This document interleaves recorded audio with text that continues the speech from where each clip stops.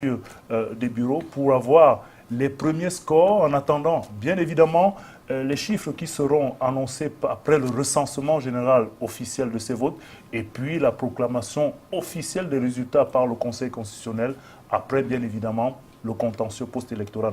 Merci une fois de plus, madame, monsieur, de nous être fidèles sur les programmes de Canal International. Tout juste derrière cette transition, nous accueillons les invités qui vont nous accueillir au cours de ce programme.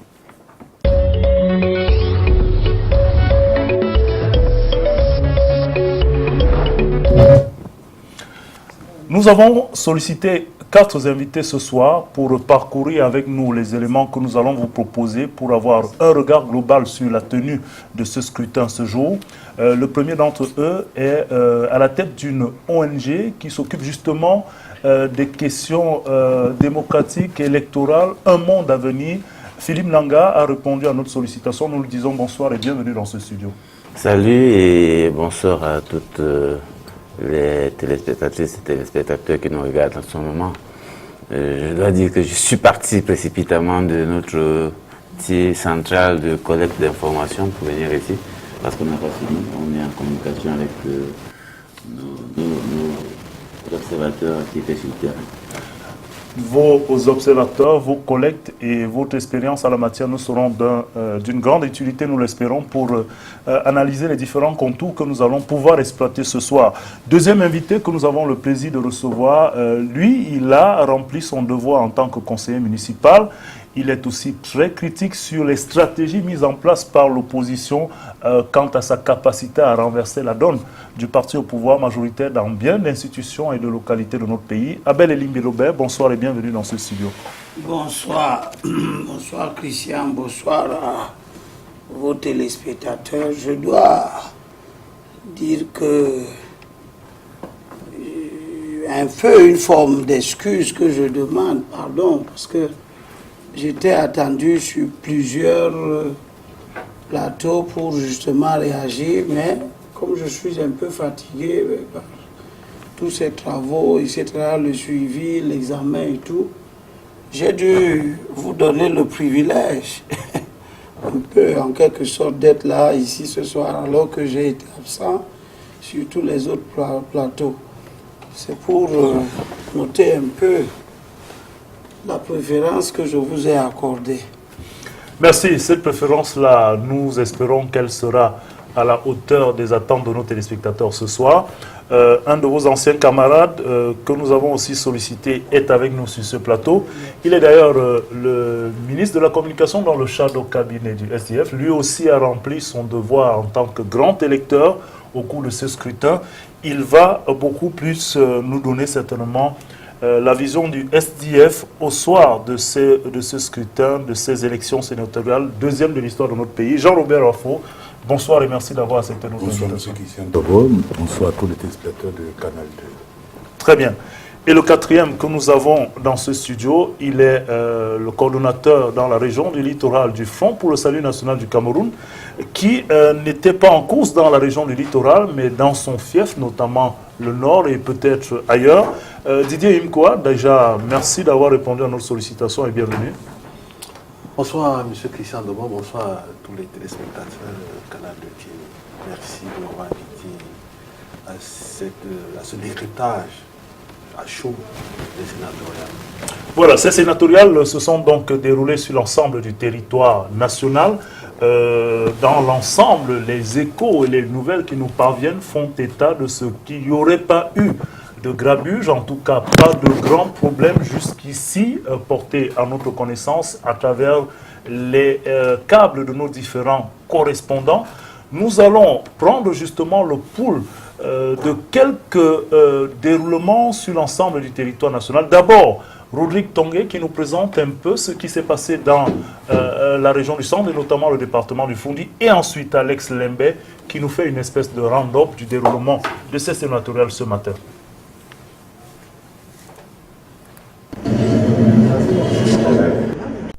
Huit heures tapantes. L'enceinte de l'école publique de Bastos à Yaoundé est ouverte. Quelques conseillers municipaux du Fondi, mais aussi des médias et autres observateurs électoraux peuvent y accéder. Dans ce centre de vote, les 2 bureaux du Fondi, qui comptent parmi les 15 de toute la région du centre. Ici, Les mises au point sont faites. Isoloir avec poubelle, les listes électorales à prêter et afficher, les urnes transparentes régulièrement scellées. Un membre du conseil électoral présent aux premières heures pour s'en assurer. Ce que nous souhaitons maintenant, c'est que les électeurs arrivent et qu'ils votent calmement, sans contrainte aucune. Et voici que le premier électeur peut accomplir son devoir. Choisir parmi les 3 listes en compétition, le RDPC, l'UNDP et l'UPC, ou aucune des 3. Le plus important étant de participer. Je suis très heureux, je suis très content de l'avoir fait. Alors, est-ce que surtout que je suis le premier. Et plus tard, peu avant midi, le directeur général des élections, puis le gouverneur de la région du Centre, viennent s'assurer de la bonne organisation du scrutin. J'ai aussi constaté que le président du bureau de vote et les membres du bureau de vote procèdent au contrôle de l'identité, à la vérification de la carte d'électeur spéciale pour les membres du collège électoral pour l'élection du sénateur, et ils veillent non seulement à ce que ceux qui ont rempli leur devoir civique signent, mais apposent leur empreinte digitale. Aucun couac signalé à l'école publique de Bastos jusqu'en fin d'après-midi, quand plus de 60% des 281 conseillers municipaux attendus ce jour dans les 2 bureaux du Fundi accomplissaient l'une de leurs obligations, choisir les sénateurs. Nous allons donc à la suite de cet élément, si la réalisation le permet, on va prendre aussi le pool, n'est-ce pas, des autres, de quelques localités, le pool qui nous est servi par Alex Lembe. Si tout est prêt, on va écouter et suivre d'abord Alex Lembe avant de faire le premier tour de plateau ici sur les premières réactions. C'est quasiment terminé ici au collège Alfred Saker de Douala où le vote s'est déroulé depuis 8 heures et c'est jusqu'à cette heure-ci.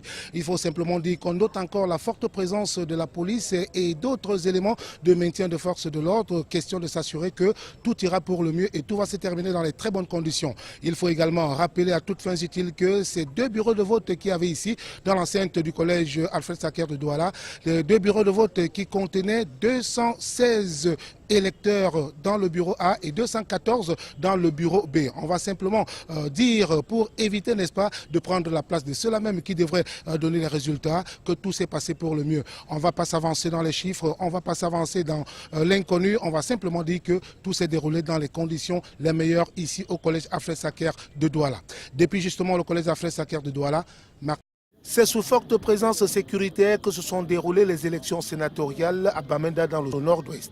Plus de peur que de mal, puisque tout se passera sans anicroche. Adolphe Lélé-L'Afrique, le gouverneur du Nord-Ouest, pour se rassurer du déroulement des élections dans son unité de commandement, a engagé une tournée dans certaines localités. Tournée qui s'est achevée à Kumbo.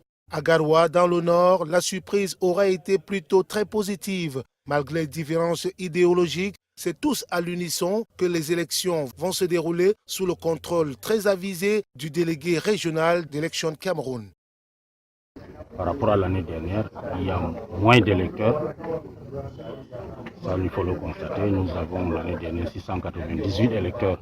Cette année, nous n'avons que 667 à cause de décès. Et nous aurons 665 qui vont voter pour des raisons plus ou moins évidentes, soit ceux qui ont perdu leur capacité électorale et ceux qui sont décédés. Dans le Oignon, hormis l'arbitrage de l'EDECAM, tout sera supervisé par le préfet qui, de bout en bout, s'est rassuré de la bonne marche du scrutin. Je suis satisfait, tout est calme. Vous voyez, l'engouement, les électeurs sont en train de venir là. Dès 8 heures, les premiers commencent à voter. Et tu vois le rang qui s'allonge. On est donc sûr que tout va se passer bien. Il y a les 2 partis politiques qui sont en compétition dans l'Est. Les 2 sont là avec les représentants dans tous les 2 bureaux de vote. Le RDPC est représenté, l'UNDP est représenté. Les bulletins sont au complet. Donc nous avons des observateurs indépendants. Ça se passe très bien.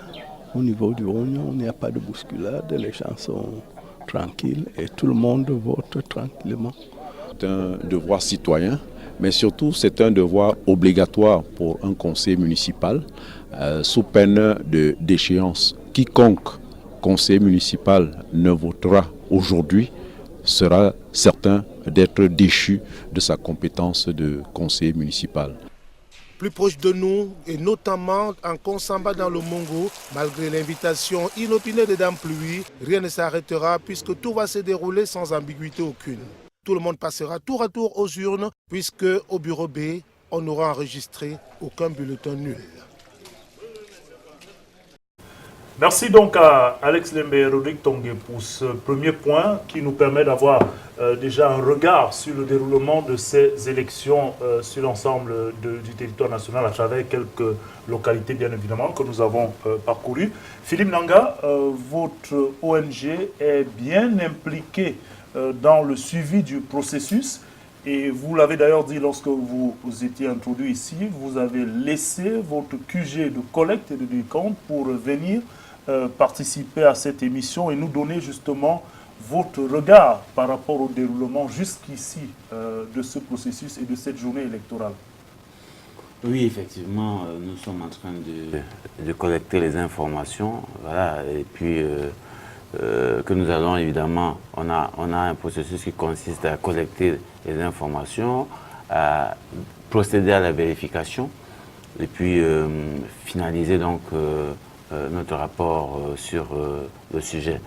Bon, je dois dire, avant de peut-être m'appesantir sur ce qui s'est passé aujourd'hui, que l'ONG Monde Avenir, comme beaucoup d'autres organisations d'ailleurs qui travaillent sur les questions électorales, avait déjà dénoncé la tenue de cette élection. C'est important pour nous de le rappeler parce que nous avions pensé que cette élection ne devrait pas se tenir sans avoir rempli un certain nombre de conditions conformes à la loi, notamment la prise en compte d'une catégorie, n'est-ce pas, de personnes devant faire partie du collège électoral. Mais bon, on est dans notre pays et malgré toutes ces imperfections, nous accompagnons le processus en observant ce qui se passe. Et donc aujourd'hui, nous avons déployé plusieurs observateurs, nous avons couvert 45 départements en tout, au total, sur les 58. Et donc, l'idée pour nous n'était pas vraiment d'aller voir qui va gagner, qui va perdre, parce que théoriquement, on savait très bien que le RDPC avait une grosse majorité. Il y avait la région, ça s'est confirmé, du Nord-Ouest qui était un peu où il y avait une compétition possible. Mais ailleurs, on savait très bien que le résultat serait celui qu'on a provisoirement actuellement. Mais l'idée d'observer cette élection, c'était surtout de suivre le mouvement au sein des partis, de regarder aussi comment est-ce que les acteurs se comportent. Question de mesurer l'état de cohésion, n'est-ce pas, à l'intérieur des partis politiques, et aussi d'observer la possibilité d'alliance qui pourrait se construire à la faveur de cette élection. Ça, c'est un peu ce qui nous a plus attiré, n'est-ce pas, à suivre cette élection-là. Et quelles sont justement les premières leçons que vous pouvez dégager au regard de ces missions que vous placiez autour de ces sénatoriales? La première leçon que nous tirons, c'est que la plupart des partis, le RDPC, et même un peu le SDF, ça a été difficile de contrôler l'ensemble de leur électoral.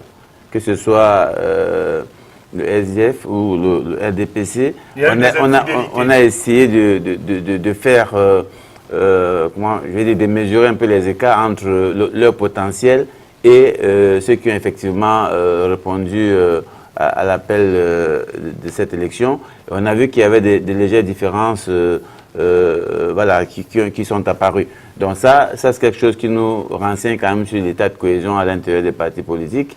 Et on a aussi surtout observé beaucoup de mouvements à l'intérieur du parti au pouvoir. Ça, depuis quelques jours d'ailleurs, ça a attiré notre attention. On a cherché à comprendre pourquoi autant d'agitation, autant de mobilisation.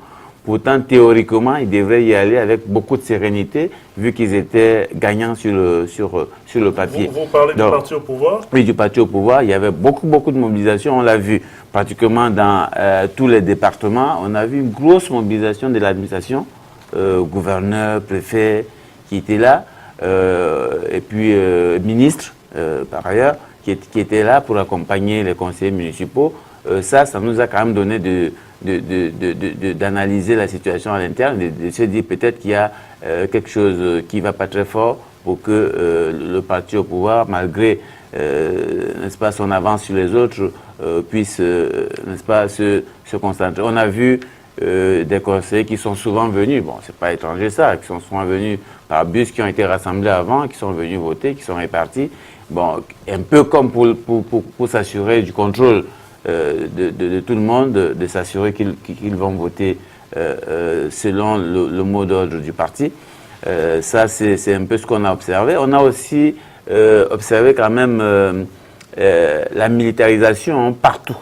Quasiment partout, même Douala, qui est censé être voilà, une zone pour le moment stable sur le plan sécuritaire, mais on a vu que c'était assez militarisé partout, dans tous les départements où on a suivi l'élection. Ça aussi, c'est quelque chose qu'on a regardé. Après, il y a des petites erreurs qui échappent toujours à l'organisation. On a encore vu à l'entrée de quelques centres de vote, des affiches qui ont été oubliées. Bon, ça, c'est pas à négliger parce que pour moi, pour nous, cette élection, c'est un test pour tout le monde. C'est un test pour les partis politiques. C'est un test pour Elecam. Et donc, nous relevons tous ces petits manquements qui n'ont pas entaché évidemment le processus, mais c'est bien quand même de relever à l'opinion et puis aux organisateurs de faire attention. Parce que si on arrive encore pour une élection aussi légère, de voir qu'il y a des affiches à l'entrée des centres de vote, qui auraient dû être enlevées, et puis les gens y passaient, il y avait des allers-retours quand même des responsables de l'ECAM, qu'ils auraient pu voir qu'attention, on a oublié des affiches là, on a vu des banderoles encore dans les rues de Bafoussam aujourd'hui, alors que ça devrait être enlevé. C'est des petites erreurs, mais je pense qu'ils doivent être corrigées. Qui fondamentalement n'ont pas entaché le déroulement du scrutin. Donc globalement on ne s'attendait pas à grand-chose, il faut le dire. On ne s'attendait pas à grand-chose. On s'attendait plutôt à voir une surprise quelque part, et je pense qu'elle est venue des Bamenda. Si ça se confirme, c'est là-bas qu'on a été... On attendait une surprise. Alors, il faut surtout dire que tous les scores qui sont actuellement rendus publics sont ceux évidemment qui sortent des urnes pour la plupart. Il y aura un recensement général officiel et le contentieux post-électoral avec le Conseil constitutionnel qui va finalement nous donner les résultats officiels.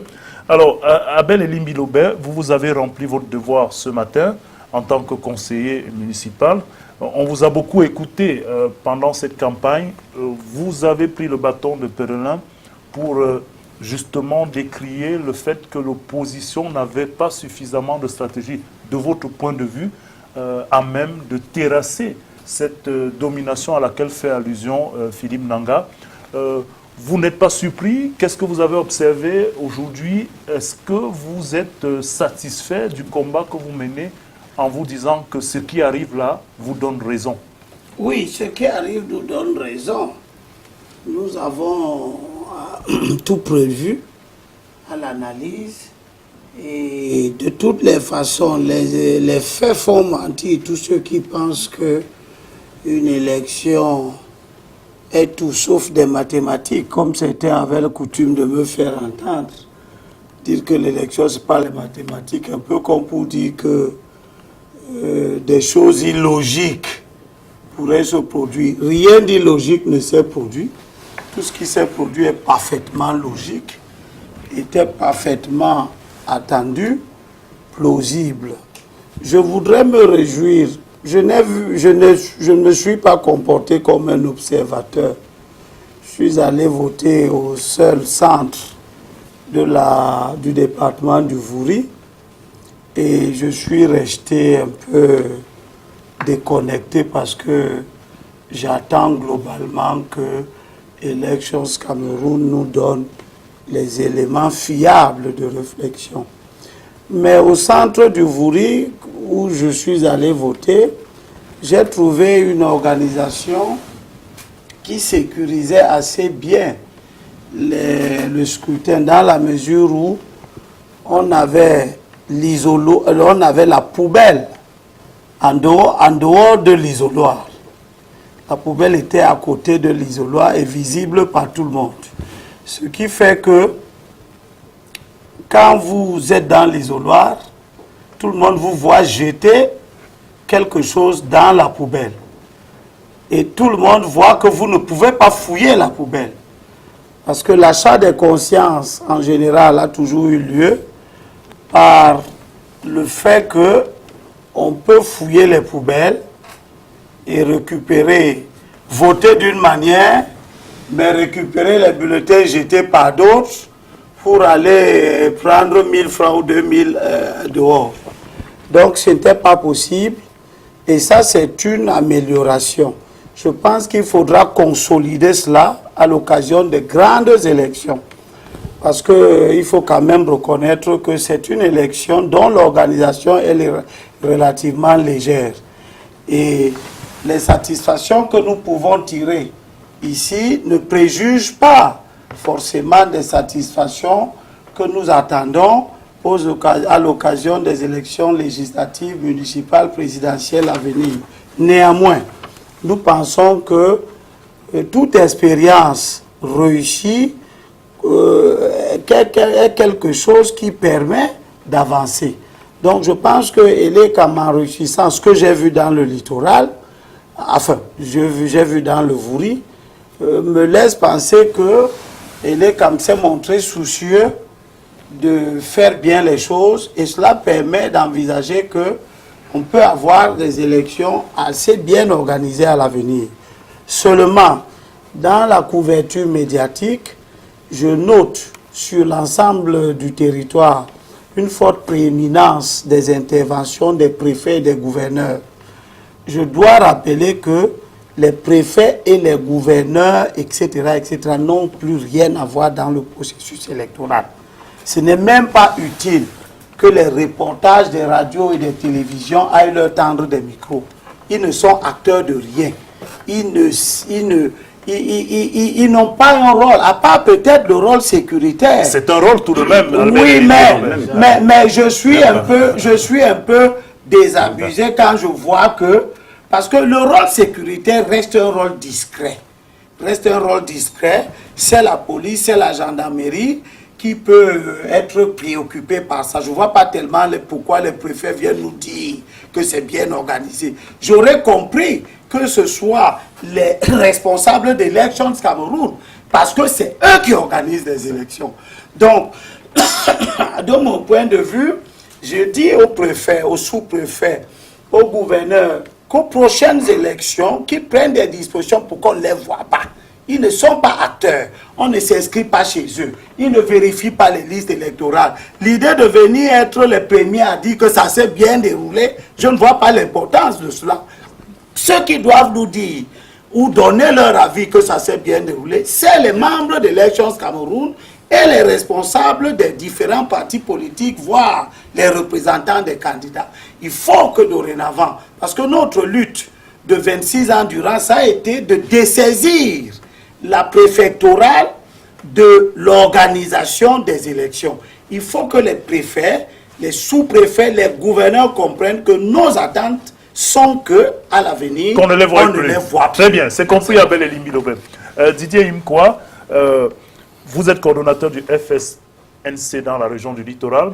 On ne va pas justement vous questionner sur le process en lui-même dans la région du littoral ou bien dans le département du Vouri. On sait pourtant que vous avez un fief électoral bien connu dans la région du Nord. Et quelques informations qui nous viennent justement de cette région font état d'un score en termes de conseillers municipaux de votre part qui serait amélioré, même si jusqu'ici ça ne peut pas laisser entrevoir une certaine victoire de votre part. On verra, vous savez que le scrutin des sénateurs, des sénatoriales, c'est un scrutin à liste où vous avez deux systèmes, un système majoritaire et un système de répartition proportionnelle. Vous êtes satisfait jusqu'ici en attendant? Oui. Vous voyez, les gens pensent que les élections, c'est Douala, Yaoundé, Bamenda, on dit que rien ne s'est passé. Au départ, le FSNC a 13 conseils municipaux. À 18h, le décompte est à 73. Provisoirement en attendant. Donc ça fait 11% de suffrage exprimé. Je ne sais pas s'il y a un parti politique qui a fait cette progression. Je voudrais ici, au nom du président national du FSNC, remercier tous les conseillers municipaux qui ont fait confiance au FSNC. Les mines de ceux qui sont sur le plan ne m'intéressent guère, ne m'intéressent point. Nous regardons notre parti. Vous êtes satisfait d'avoir grappillé quelques voix de... Ces 60 conseillers viennent d'ailleurs, viennent des autres partis.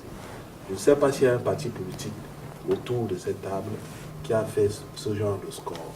Moi, je pense que le FSNC se positionne comme une force politique. C'est pour ça que nous remercions. Aucun triomphalisme, nous remercions quand même ceux-là qui ont fait confiance au projet politique que nous avons présenté. Très bien. Si on peut parler d'une région qui, avant la tenue de ce scrutin, laissait entrevoir une bataille serrée, il est clair qu'il s'agit de la région du Nord-Ouest, une région particulière ces temps-ci, et qui, d'après les scores encore provisoires, semble donner du vent en poupe pour le Social Democratic Front. On sait déjà que c'est un de ses fiefs. Est-ce qu'aujourd'hui, Jean-Robert Wafo, vous avez un regard satisfaisant et globalement, comment vous appréciez ces sénatoriales? D'abord, au niveau du Nord-Ouest, je tiens d'abord à féliciter nos candidats sur la liste, qui ont fait un travail remarquable, qui sont allés faire le porte-à-porte, qui sont allés faire le B2B. Et le résultat est là, nous avons effectivement gagné dans le Nord-Ouest. Il y a encore le contentieux, Jean-Robert. J'ai dit nous avons déjà gagné dans le Nord. Nous avons gagné dans le Nord-Ouest. Rappelez-vous, lors des législatives de 2013, c'est moi qui vous avais donné les résultats. Faisant état de ce que nous avions 13 députés. Nous sommes allés, n'est-ce pas, à la Cour suprême qui a confirmé dans ces 13 députés. Donc, je ne dis pas des choses en l'air, je dis des choses qui sont absolument claires. Mais nous sommes obligés d'attendre la fin du processus. En attendant que le Conseil constitutionnel fasse ce qu'il peut faire. Que le recensement soit confirmé, je dis en attendant, que le contentieux, éventuellement, s'il en existe en aussi, attendant, soit le évacué. SDF déclare qu'il a gagné dans le Nord-Ouest. Ça, c'est clair, il faut qu'on soit assez clair là-dessus. Il est donc que c'est le lieu, n'est-ce pas, de féliciter non seulement nos camarades qui ont fait un travail remarquable, mais également c'est lieu également d'avoir une pensée pour ceux, n'est-ce pas, du parti au pouvoir, des conseillers du parti au pouvoir, qui dans un sursaut républicain se sont réveillés pour Mais dire, comment vous avez la certitude que vous mais avez écoutez, grappillé des voix? Il suffit de voir le nombre de voix. Vous êtes à vos 522 conseillers supposés vous appartenir jusqu'ici. Je vous en prie. Rien ne peut justifier le fait que vous ayez grappillé des voix ailleurs. Je vous en prie, c'est ce qui a été fait. Donc vous n'avez pas, je vous le dis clairement sur ce plateau, c'est ce qui a été fait. Et c'est la preuve que ceux-là qui l'ont fait n'ont pas cru aux sénateurs. Est-ce qu'on ne pourrait pas vous opposer à un certain triomphalisme qui, à la fin, pourrait se retourner comme étant un ancrage régionaliste parce qu'on n'observe pas la même appréciation dans d'autres régions? Non, je suis désolé. Nous savons comment les gens sont devenus des conseillers municipaux. Il est clair que le RDP avait une avance sur nous. Si on s'en tient, n'est-ce pas, au nombre de conseillers qui ont été déclarés, qui ont été proclamés élus, c'est la preuve tout simplement, et ça il faut le relever ici, qu'il y a encore des conseillers municipaux dans ce pays qui peuvent avoir un sursaut républicain. Bon, maintenant, globalement, il va de soi que nous n'attendions rien dans d'autres régions, mais le défi pour nous, c'était également de participer à cette élection, parce que d'après les dispositions de nos statuts, notamment l'article 3 alinéa 2, il est clair que nous allons participer, que nous allons accéder au pouvoir par voie d'élection. Ça, c'est pour le moment. Ça pourra peut-être changer demain, nul ne le sait. Quant au déroulement proprement dit, pour moi qui ai voté ici à Douala, je ne peux pas exprimer une satisfaction. D'un, le bulletin de vote. Il n'y a pas eu de bulletin de vote unique, quand on parle d'achat de conscience. Oui, je peux dire sur ce plateau qu'il y a eu des achats de conscience, c'est de quoi je parle. Le fait d'aller dans un... Mais la règle établie n'était pas un bulletin de vote unique, vous n'allez pas nous ramener... Mais est-ce que je peux parler, monsieur? Est-ce que je peux parler, monsieur Christian? Vous pouvez y aller, mais que nous restions sur les choses oui, mais je dis ce que j'ai vécu. Je dis ce que j'ai vécu. Donc il y avait possibilité que vous partiez là, Donc, on vous donne des bulletins, vous partez. Nous vous le concédons, mais il n'était en aucun cas question que les électeurs rencontrent un bulletin unique. Je dis ceci. Ce bulletin de vote unique qui aurait pu résoudre cela. Qui aurait pu empêcher l'achat de conscience et la corruption active. Vous pouviez venir. On a vu des électeurs, donc on a vu des conseillers municipaux venir entrer. Bon, ils ont pris les bulletins de vote, ils sont allés dans l'isoloir. Et dans l'isoloir, rien n'empêchait à ces conseillers municipaux de pouvoir mettre, par exemple, le bulletin de vote de l'adversaire direct, c'est-à-dire le RDPC, dans la poche et de reverser tous les autres bulletins de vote dans le sac à rebut. Puisqu'on ne suivait personne. Ça aurait pu être résolu s'il y avait un bulletin de vote unique. Autre chose, j'ai constaté que la biométrie n'existe pas encore dans les bureaux de vote. C'est la preuve de ce que nous avons aujourd'hui une biométrie parcellaire et réductrice, qui ne permet pas de sécuriser le vote. Or, nous avons aujourd'hui, la biométrie se limite, n'est-ce pas, juste à l'inscription, et ça ne continue pas jusqu'à la phase finale, c'est-à-dire l'identification de l'électeur dans le bureau de vote. Bon, c'est clair que nous avons fait des scores qui ne sont pas si mauvais. Parce que l'essentiel pour nous, en dehors, n'est-ce pas, du nord-ouest pratiquement, c'est-à-dire où il y avait un très faible écart entre les conseils municipaux, c'est-à-dire l'essentiel pour nous, c'était de profiter de cette campagne pour passer un message. Et nous l'avons fait. Et aujourd'hui, il est évident que dans la région du nord-ouest, qui connaît une crise qui s'enlise, qui est en train de s'enliser, il est constant aujourd'hui que ceux qui descendent parfois sur le terrain, au nom des pouvoirs publics, du au nom du régime en place, que ceux-là sont en difficulté. Et que, logiquement, il faudrait donc tirer les conséquences, donc en constatant tout simplement que ceux-là sont vomis, n'est-ce pas, par une partie de leurs propres conseils. Très bien. Si la réalisation nous le permet, nous allons suivre quelques images du déroulement de ces élections dans des localités, si cela est possible, du côté de Bafia, du côté de Tchans, si nous avons quelques images avant justement de suivre le gouverneur de la région du Nord-Ouest qui a fait le tour d'un certain nombre de circonscriptions pour voir comment se déroulait le processus et justement qui nous parle d'un certain nombre de difficultés et du déroulé de ces élections. Si la réalisation le permet, on va voir quelques images. Justement là, c'est le gouverneur de la région du Nord-Ouest, Adolphe Lélé-Lafrique, ce matin, qui a fait quasiment le tour, n'est-ce pas, des départements. Il était à Bengui, il était à Bamenda. Le gouverneur est allé apprécier le déroulement des élections de ce côté. Lorsqu'on sait que les tensions sont quand même assez vives de ce côté-là ces dernières semaines, Adolphe Lélé-Lafrique, avec son état-major, était donc au four et au moulin ce matin. La région du Nord-Ouest qui, d'après les premiers chiffres, les premiers scores sortis des urnes, n'est-ce pas, donne quelques 522 voix au Social Democratic Front. Les chiffres qui sont aussi améliorés. Tout à l'heure, les premiers chiffres pour le Rassemblement démocratique du peuple camerounais étaient un peu moins de 450, des chiffres qui ont été améliorés encore dans la région du Nord-Ouest. Notamment, nous nous retrouvons avec 496, n'est-ce pas, conseillers qui auraient voté pour le RDPC, des chiffres et des scores qui sont en consolidation en attendant bien évidemment l'officialisation du recensement général et le contentieux post-électoral qui pourrait... On va écouter le gouverneur de la région du Nord-Ouest qui justement revient sur son périple ce matin dans les différents bureaux de son unité de commandement. Sur l'ensemble de la région, sans incident majeur, nous avons commencé le monitoring à Bamenda. Nous sommes actuellement à Ndop et nous allons continuer dans d'autres départements.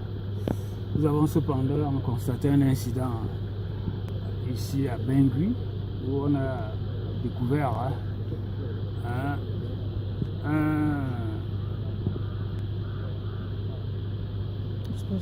un dispositif dans le bureau de vote que nous avons observé. Il s'agit là d'une manœuvre qui n'est pas loyal par rapport au processus électoral, il est clair que Elections Cameroun va mener toutes les 20 investigations pour que la vérité se manifeste. D'ores et déjà, le préfet a instruit les officiers de police judiciaire de constater des faits et d'en tirer les conséquences pour le compte d'Elections Cameroun.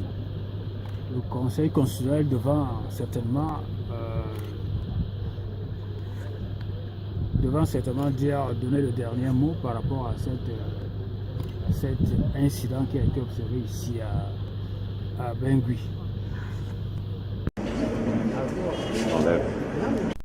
C'était donc Adolphe Lélé Lafrique, le gouverneur de la région du Nord-Ouest. Si on peut quand même dire un mot sur les chiffres jusqu'ici rendus disponibles par l'antenne régionale, n'est-ce pas, d'élection, la délégation régionale d'élection Cameroun pour le Nord-Ouest, au sujet justement de ces sénatoriales dans le Nord-Ouest. Si la réalisation le permet, on va jeter un coup d'œil sur ces chiffres-là. On a des chiffres dans le Mbui, 195 votants sur les 195 inscrits, avec des scores qui nous donnent justement 194 voix suffrages valablement exprimés, 59 pour le RDPC, 134 pour le SDF. L'UDP s'en sort avec une voix et un bulletin nul. Si ce document est prêt, la réalisation va nous permettre, en même temps que nous parcourons ces chiffres, de voir effectivement le tableau qui se dessine, n'est-ce pas, pour ce scrutin où la bataille était annoncée très serrée dans la région du Nord-Ouest, une bataille très serrée qui se confirme à travers ces premiers scores qui donnent quand même une idée de ce que le SDF serait en très bonne position d'après ces scores sortis des urnes. On a pour un total de 1039 conseillers municipaux attendus, 1037 qui se sont exprimés, 2 bulletins nuls globalement dans cette région, 2 abstentions autant pour moi, 4 bulletins nuls, 496 conseillers se seraient prononcés pour le RDPC, 517 pour le SDF, 2 pour l'UNDP et 16 pour l'UDP. Voilà les premiers chiffres sortis des urnes, les scores sortis des urnes jusqu'ici, en attendant bien évidemment la consolidation. Tour à tour, le Mbui a participé, le Mboyo, le Ndonga Menchum, le Menchum, la Mezam, la Momo, le Gokitunja. Voilà donc pour le Nord-Ouest. Cher monsieur, nous allons revenir donc sur ce plateau pour scruter quand même cette région du Nord-Ouest qui, avec le Sud-Ouest, connaît quand même des moments de tension qu'on ne peut négliger.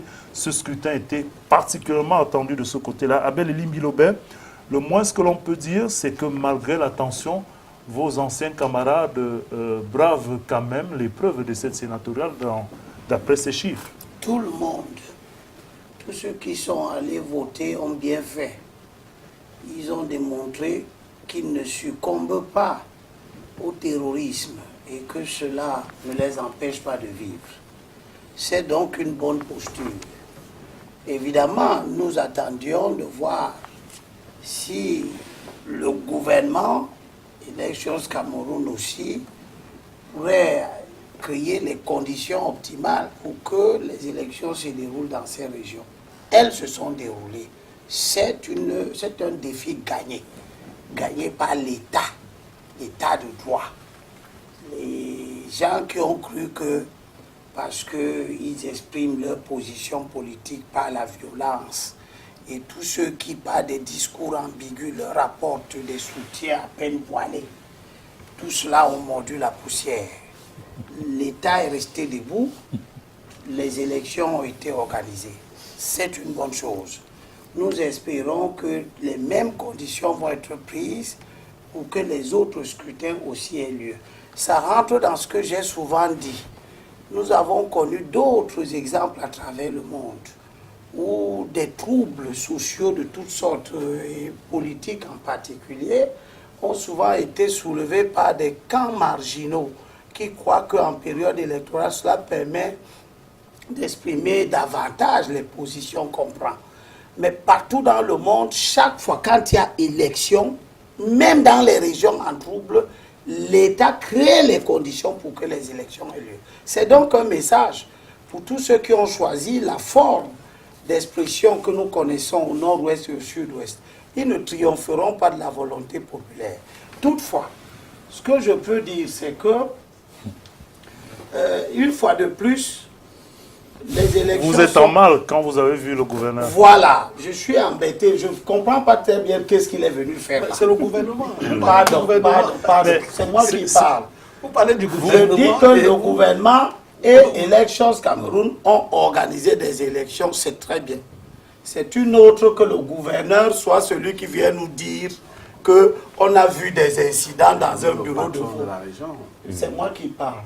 Abel Elimbilobe, on vous écoute. Vous n'allez quand même pas, vous n'allez pas dénier au gouverneur dans je son le lui dénie parce que je le lui dénie. D'avoir un regard je le lui dénie. Administratif. Je le lui dénie. Le gouverneur, dans le cas spécifique des élections, est en charge certainement de veiller pour que toutes les conditions sécuritaires soient mises en place. C'est une chose. Mais il n'intervient pas dans le processus. Maintenant, laissez-moi parler. C'est mon point de vue. C'est lui qui nous dit qu'on a découvert un dispositif. D'abord, il ne nous dit pas quel dispositif. Ensuite, je ne vois pas qu'est-ce que le gouverneur fait dans les bureaux de vote. Il faut que ce soit clair. Aucune disposition réglementaire, le code électoral, ne prévoit pas que dans le bureau de vote, le gouverneur, le préfet, les sous-préfets circulent, saluent les gens qui sont dans les bureaux de vote. Ça n'a rien à voir. On dit que s'il y a des troubles dans un bureau de vote, le président de la commission locale peut faire venir les forces de l'ordre, etc. Donc il faut que les préfets, les sous-préfets, les gouverneurs rentrent dans la nouvelle donne. La nouvelle donne, c'est qu'ils ne sont pas acteurs du processus électoral. Ils sont dans la sécurité globale de la ville, de la région et tout ce que vous voulez. Mais il faut qu'ils se gardent de venir dans les bureaux de vote. C'est une forme de survivance d'un comportement qui, par le passé, a fait en sorte que la suspicion règne sur le processus électoral. Maintenant, j'aurais compris que ce soit les organisateurs des élections, que sont les responsables d'Elections Cameroun, qui nous disent qu'ils ont découvert quelque chose. Mais pas le gouverneur. Mais c'est compris. Ça, je termine, s'il te plaît. Oui, on va terminer. Si ce n'est qu'une caméra qu'on a découvert, je ne vois pas qu'est-ce que ça fait de spécial. Très bien. Bon, parce que moi-même, j'ai voté sous grande escorte de caméras dans mon bureau de vote à Fressaker. Pourtant, personne ne pose de problème. Il y avait plein de caméras de radio, de télévision. Mais elle n'était pas cachée. Bon, si celle-là était cachée, on l'a découverte comment? Très bien. Abel Elimbilobe, les enquêtes nous le diront. Pour l'instant, on s'intéresse au déroulé du processus. Je reste dans cette capacité à braver les frayeurs et l'environnement. Avec vous, Jean-Robert Wafo. Pas seulement vos camarades militants, parce que les autres formations politiques, notamment le Rassemblement démocratique du peuple camerounais, ont tenu à travers les grands électeurs à s'exprimer. On avait une certaine frayeur tout de même, au regard d'un certain nombre d'éléments d'insécurité. Est-ce qu'aujourd'hui, vous avez la satisfaction que Abel Elimbilobe exprimait à l'instant sur le déroulé de ce processus dans cette région? Non, tout d'abord, je tiens à préciser une chose, c'est-à-dire que qu'il y ait une caméra cachée dans un bureau de vote, c'est scandaleux. C'est scandaleux. On ne peut pas mettre les caméras cachées avec les caméras qui viennent vous prendre quand vous êtes en train d'aller voter. Ce n'est pas la même chose. Ils ont mis ces caméras cachées. Et quand je parle des intimidations diverses... Le il que vous employez, il est mis pour qui? Mais pour le parti au pouvoir. Vous avez la certitude que c'est le parti au pouvoir. C'est pour le parti au pouvoir, j'assume ce que je dis. Vous vous appuyez je dis c'est le parti au pouvoir. Je dis c'est le parti au pouvoir. C'est-à-dire personne d'autre ne peut aller dans une salle de classe. Qu'est-ce qui vous donne cette conviction? Bon, je vous dis c'est le parti au pouvoir, prenez ça comme ça, ok. Comme vérité comptable? Parce qu'il n'y a que eux pour le faire. Vous le pensez? Et nous, tout à fait. Nous avons ils savaient, ils étaient dans une fébrilité. Ils étaient dans une fébrilité terrible et ils savaient très bien qu'il y avait certains de leurs conseillers municipaux qui risquaient de ne pas voter pour leur formation politique. C'est de ça qu'il est question. Alors maintenant, quand j'apprends qu'on a découvert donc une caméra cachée, je me pose également la question si ce n'est pas le même cas, donc si ce n'est pas le même chantage qu'on a fait aux conseillers municipaux dans d'autres régions. C'est de ça qu'il est question. Donc c'est une situation grave. Vous y voyez une stratégie de complot à grande échelle? Je dis, nous savons comment ces gens-là fonctionnent. Vous avez compris? Nous savons comment ces gens-là fonctionnent. On dit souvent qu'il n'y a pas de crime parfait. C'est de ça qu'il est question. Bon, ben maintenant, moi, ce que je vais dire, c'est quoi? C'est que ce scrutin montre à suffisance qu'il n'est jamais bon de boycotter une élection. Ceux qui nous ont demandé de ne pas participer à ce scrutin, aujourd'hui, devraient se cacher et se taire définitivement. Si on n'était pas allé à ce scrutin, on n'aurait pas eu 6 sénateurs ou 7 sénateurs. On n'aurait pas gagné dans le Nord-Ouest. Et on aurait été privé, ainsi, n'est-ce pas, d'une tribune institutionnelle pour poser les problèmes de la nation, les problèmes qui concernent les collectivités territoriales décentralisées. Vous avez parlé donc des chiffres. Ailleurs également, on a eu, n'est-ce pas, quand nous regardons, je sors du quartier général, quand nous regardons, n'est-ce pas, les résultats des autres régions, nous avons également connu, nous avons une progression par rapport à ce que nous attendions, c'est-à-dire par rapport à nos propres conseillers municipaux. C'est par exemple le cas du littoral. Ça veut tout simplement dire que même dans le camp d'en face, il y en a qui ont dit non, on ne peut pas, on ne saurait vous voter aveuglement. Parce que le Vouri, c'est vous qui avez dit... Dans le Vouri, par exemple, c'est vous qui avez dit... La situation ne se présente pas de la meilleure des façons pour vous. Non, mais si. Nous avons eu, c'est-à-dire ce que nous attendions, nous avons eu un score un peu plus élevé par rapport au nombre de conseillers municipaux dans le littoral et même dans le littoral, nous parlons du Vouri. Vous perdez des conseillers dans le Vouri, les autres ont pioché dans votre... Combien de conseillers municipaux? Un seul, c'est mais un seul, et puis bon, et l'unique est connu. Bon, voilà. Et donc, vous avez peut-être utilisé aussi la caméra cachée? Non, mais l'unique est connu, puisque... Non, pas ça. Puisque durant la campagne, si je vous en prie, avant et durant la campagne, il a passé le temps à vilipender le parti qui a fait de lui ce qu'il est là aujourd'hui. Il ne s'est pas caché pour le faire. Il est allé même jusqu'à dire que, c'est-à-dire développer une théorie purement RDPciste, qui continue à dire que tant qu'il n'y a pas d'alliance, tant qu'il n'y a pas d'union de l'opposition, l'opposition ne peut aller nulle part. Vous avez votre coupable tout trouvé. Non, c'est pas non, j'ai dit ceci. Mais écoutez, est-ce qu'on peut tenir un discours pareil et voter pour ce parti politique-là? Sauf si la personne... sauf si...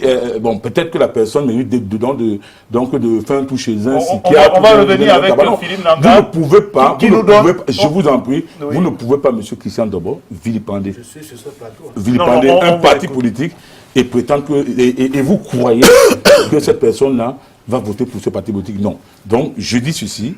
Il est clair que lors de cette sénature, nous aurons encore une tribune. Nous aurons une tribune, n'est-ce pas, pour poser les problèmes. Parce que quand vous regardez, par exemple, ceux du Nord-Ouest, M. Christian Dobor, quand les conseillers municipaux se mettent là chez eux, ils se rendent compte que les sénateurs du SIF posent le problème anglophone. Et on refuse d'en débattre dans une institution comme le Sénat. Vous croyez qu'ils ne vont pas se retourner? Il aurait pu avoir la même chose, M. Christian Dobor, dans le littoral et même partout ailleurs. Vous savez pourquoi? Il n'y a aucun maire de cette République digne de ce nom qui apprécie la manière avec laquelle on évolue dans la décentralisation. Moi, je les rencontre particulièrement de tous bords. Très bien.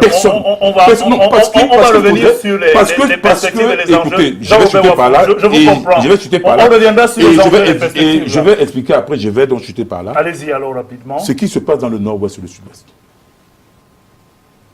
pourra prendre d'autres régions. Si tout au moins les décrets qui existent dans le cadre de la décentralisation ne sont pas appliqués.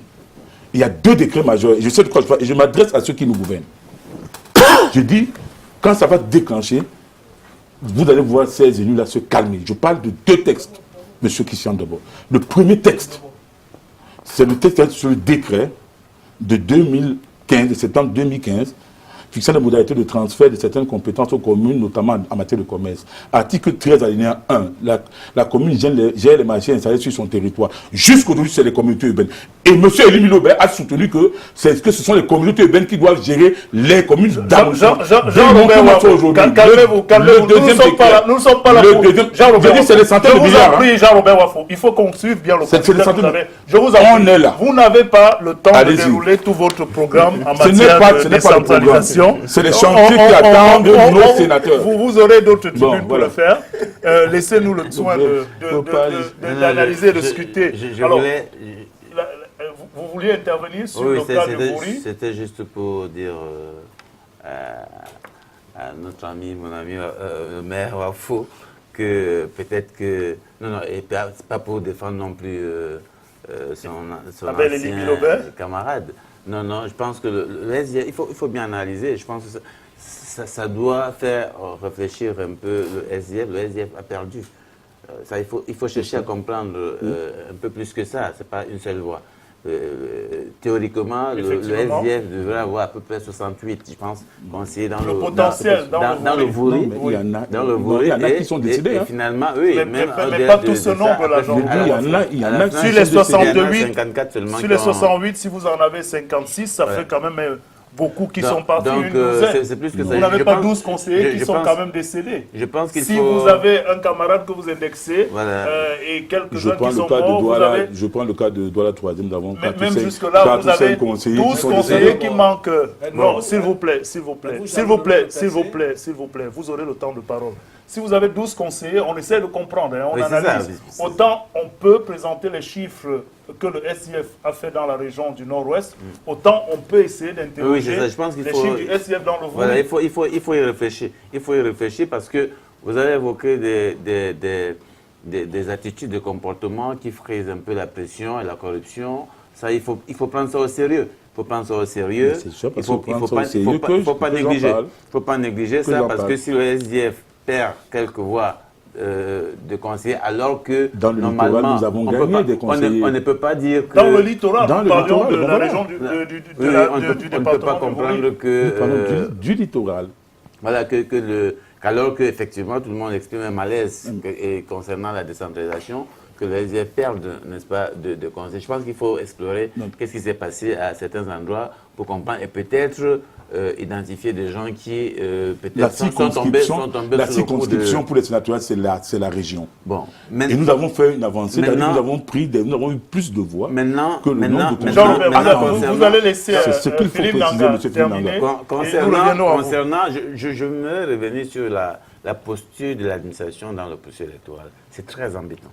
J'ai eu une petite discussion avec un jeune cadre de l'ECAM, ici à Douala, justement, qui ne comprenait pas, parce que quand j'ai vu certaines personnes venir et entrer prioritairement, et je me suis insurgé pour lui dire, écoutez, pourquoi est-ce que le préfet, quand il arrive, il est amené, il est accompagné dans le bureau de vote, et il y a des électeurs qui attendent. Bon, je lui ai fait la remarque. On arrête le processus, on l'accompagne jusqu'au délégué du gouvernement. Je lui ai demandé, bon, ok, on comprendra pour le préfet, mais le délégué du gouvernement qui est accompagné dans les bureaux de vote. Ah non, là c'est grave. Qu'est-ce qui s'est passé? Il n'y a aucune raison possible. Donc ça, c'est arrivé. Et nous avons eu des exemples au département du Konki, où Madame la préfète a fait sortir nos observateurs du centre de vote sous prétexte qu'ils n'avaient pas le badge d'accréditation, alors que le responsable de l'ECAM qui contrôlait ce centre-là, qui connaît très bien Monde Avenir, et qui connaît ces observateurs qui travaillent sur le terrain à accompagner les populations, les citoyens à aller s'inscrire, les a laissés travailler, mais c'est le préfet qui est venu demander aux observateurs de Monde Avenir de sortir de là. Vous pensez qu'il y a vice de bien sûr, et ça c'est vraiment scandaleux. Et ça, ce n'est pas son rôle. On dit que c'est Elecam qui assure la police. C'est Elecam qui assure la police. Et justement, et nous, là, on sent aussi, n'est-ce pas, l'incapacité de l'Elecam souvent à résister à l'indépendance. Voilà, à prendre l'indépendance, parce que là, l'administration. les jeunes se sont retournés vers le responsable de l'ELECAM qui leur a dit « Ah, vraiment, sur le préfet, vous voulez qu'on fasse comment ?» Alors, vous voyez, c'est un problème. Et ça ne rassure pas les citoyens camerounais de savoir qu'un préfet peut encore venir faire injonction. Avoir autorité sur l'ELECAM dans son champ. Ça, c'est un problème. Je pense qu'il faut mettre ça en avant. Et là aussi, les médias ne nous aident pas beaucoup. Parce que ce que M. Elimbi a relevé, c'est ça, les médias. À aucun moment, on a vu les caméras, n'est-ce pas, aller vers les responsables de l'ELECAM. Jusqu'à là, on ne voit que les sous-préfets, les préfets, les gouverneurs qui s'expriment. À aucun moment, on ne donne le micro à l'ELECAM pour dire comment le processus est en train de marcher. Je pense que c'est un problème et qui doit être bien regardé. Et donc, nous appelons aussi, je peux vous dire aux médias, de nous accompagner dans ce sens-là. Dans ce sens-là, qui consiste quand même à redonner, n'est-ce pas, à l'ELECAM toute son autorité.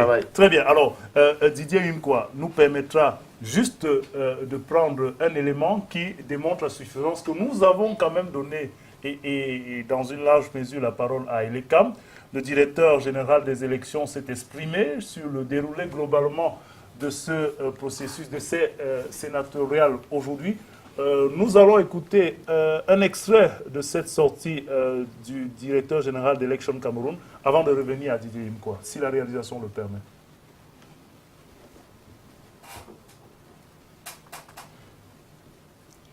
Voilà, dans un instant, on reviendra à cet élément du directeur général de l'ELECAM.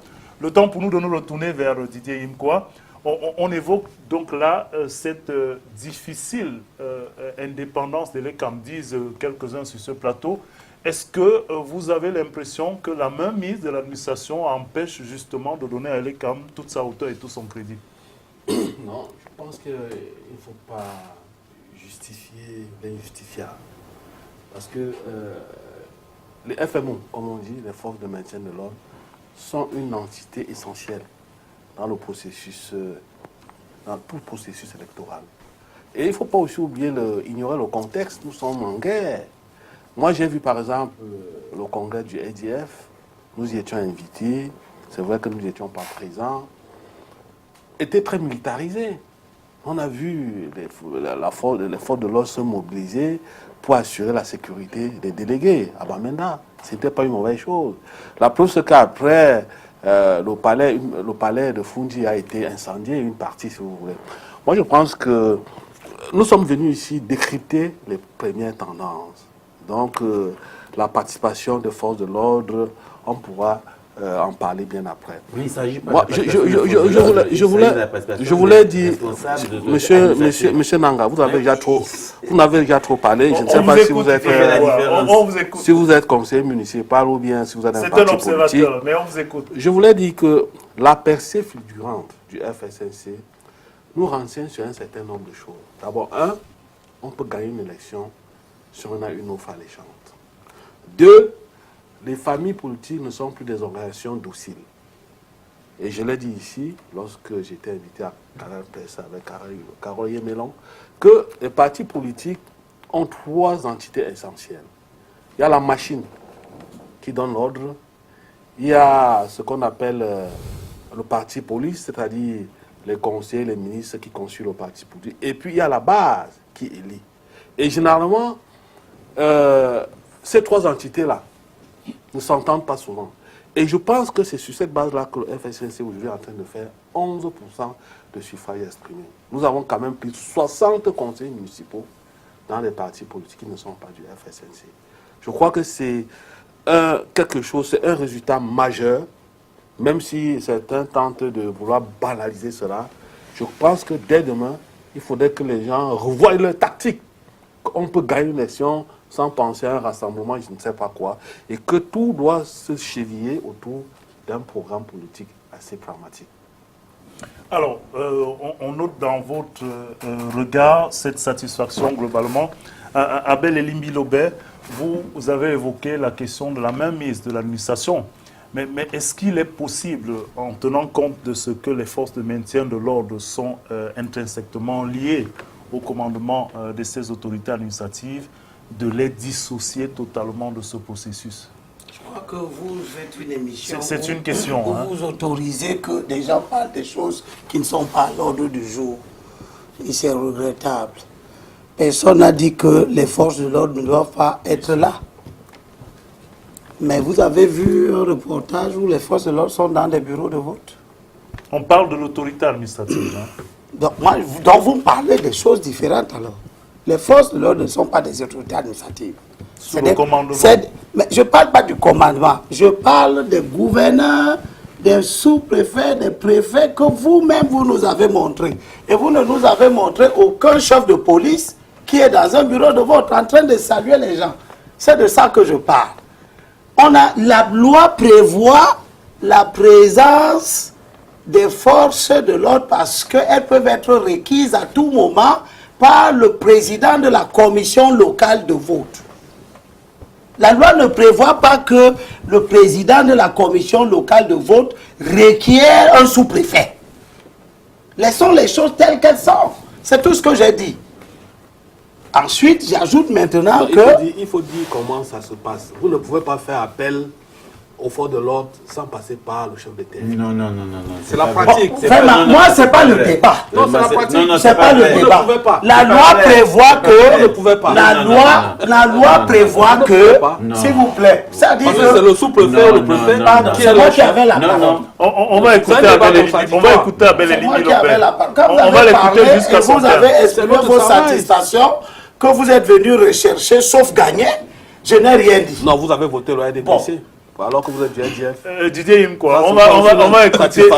On a pris la parole, mais c'est quoi? Laissez-moi parler. Laissez-moi parler. Ça, c'est une trahison, monsieur. Laissez-moi parler. Didier Imkoa, on va écouter Abel Elimi Lobel. Vous êtes conseiller municipal NGF, mais vous avez voté le RDPC. Mais comment vous avez... Si ça vous gêne, prenez la sanction que vous pouvez. Non, je peux aucune sanction. Je continue, je peux continuer. Didier Imkoa, vous allez permettre à Elimi Lobel de terminer. Il a son droit de vote. Il est responsable de la voix qu'il a donnée. Vous avez perdu, vous avez le visage de la parole. Non, je comprends tout simplement vos dérives. On va écouter. Je ne suis pas étonné. Mais j'ai quand même la parole. On va rester courtois. Didier Imkoa, on va rester courtois. Didier Imkoa, je vous en prie. Didier Imkoa, je vous en prie. Didier Imkoa, je vous en prie. On va rester courtois. Et on va écouter Abel Elimi Lobel. Non, on va écouter Abel Elimi Lobel. Non, je vous en prie. Que M. Elimi Lobel. On va écouter Abel Elimi Lobel. C'est ce qu'il a entendu. Pourquoi il m'empêche de chanter?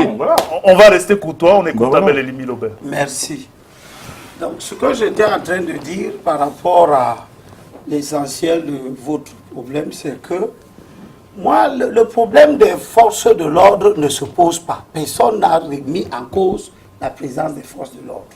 Ce que je remets en cause, c'est la forte présence des autorités administratives qui, de tout temps, ont déjà fait l'objet de contestation.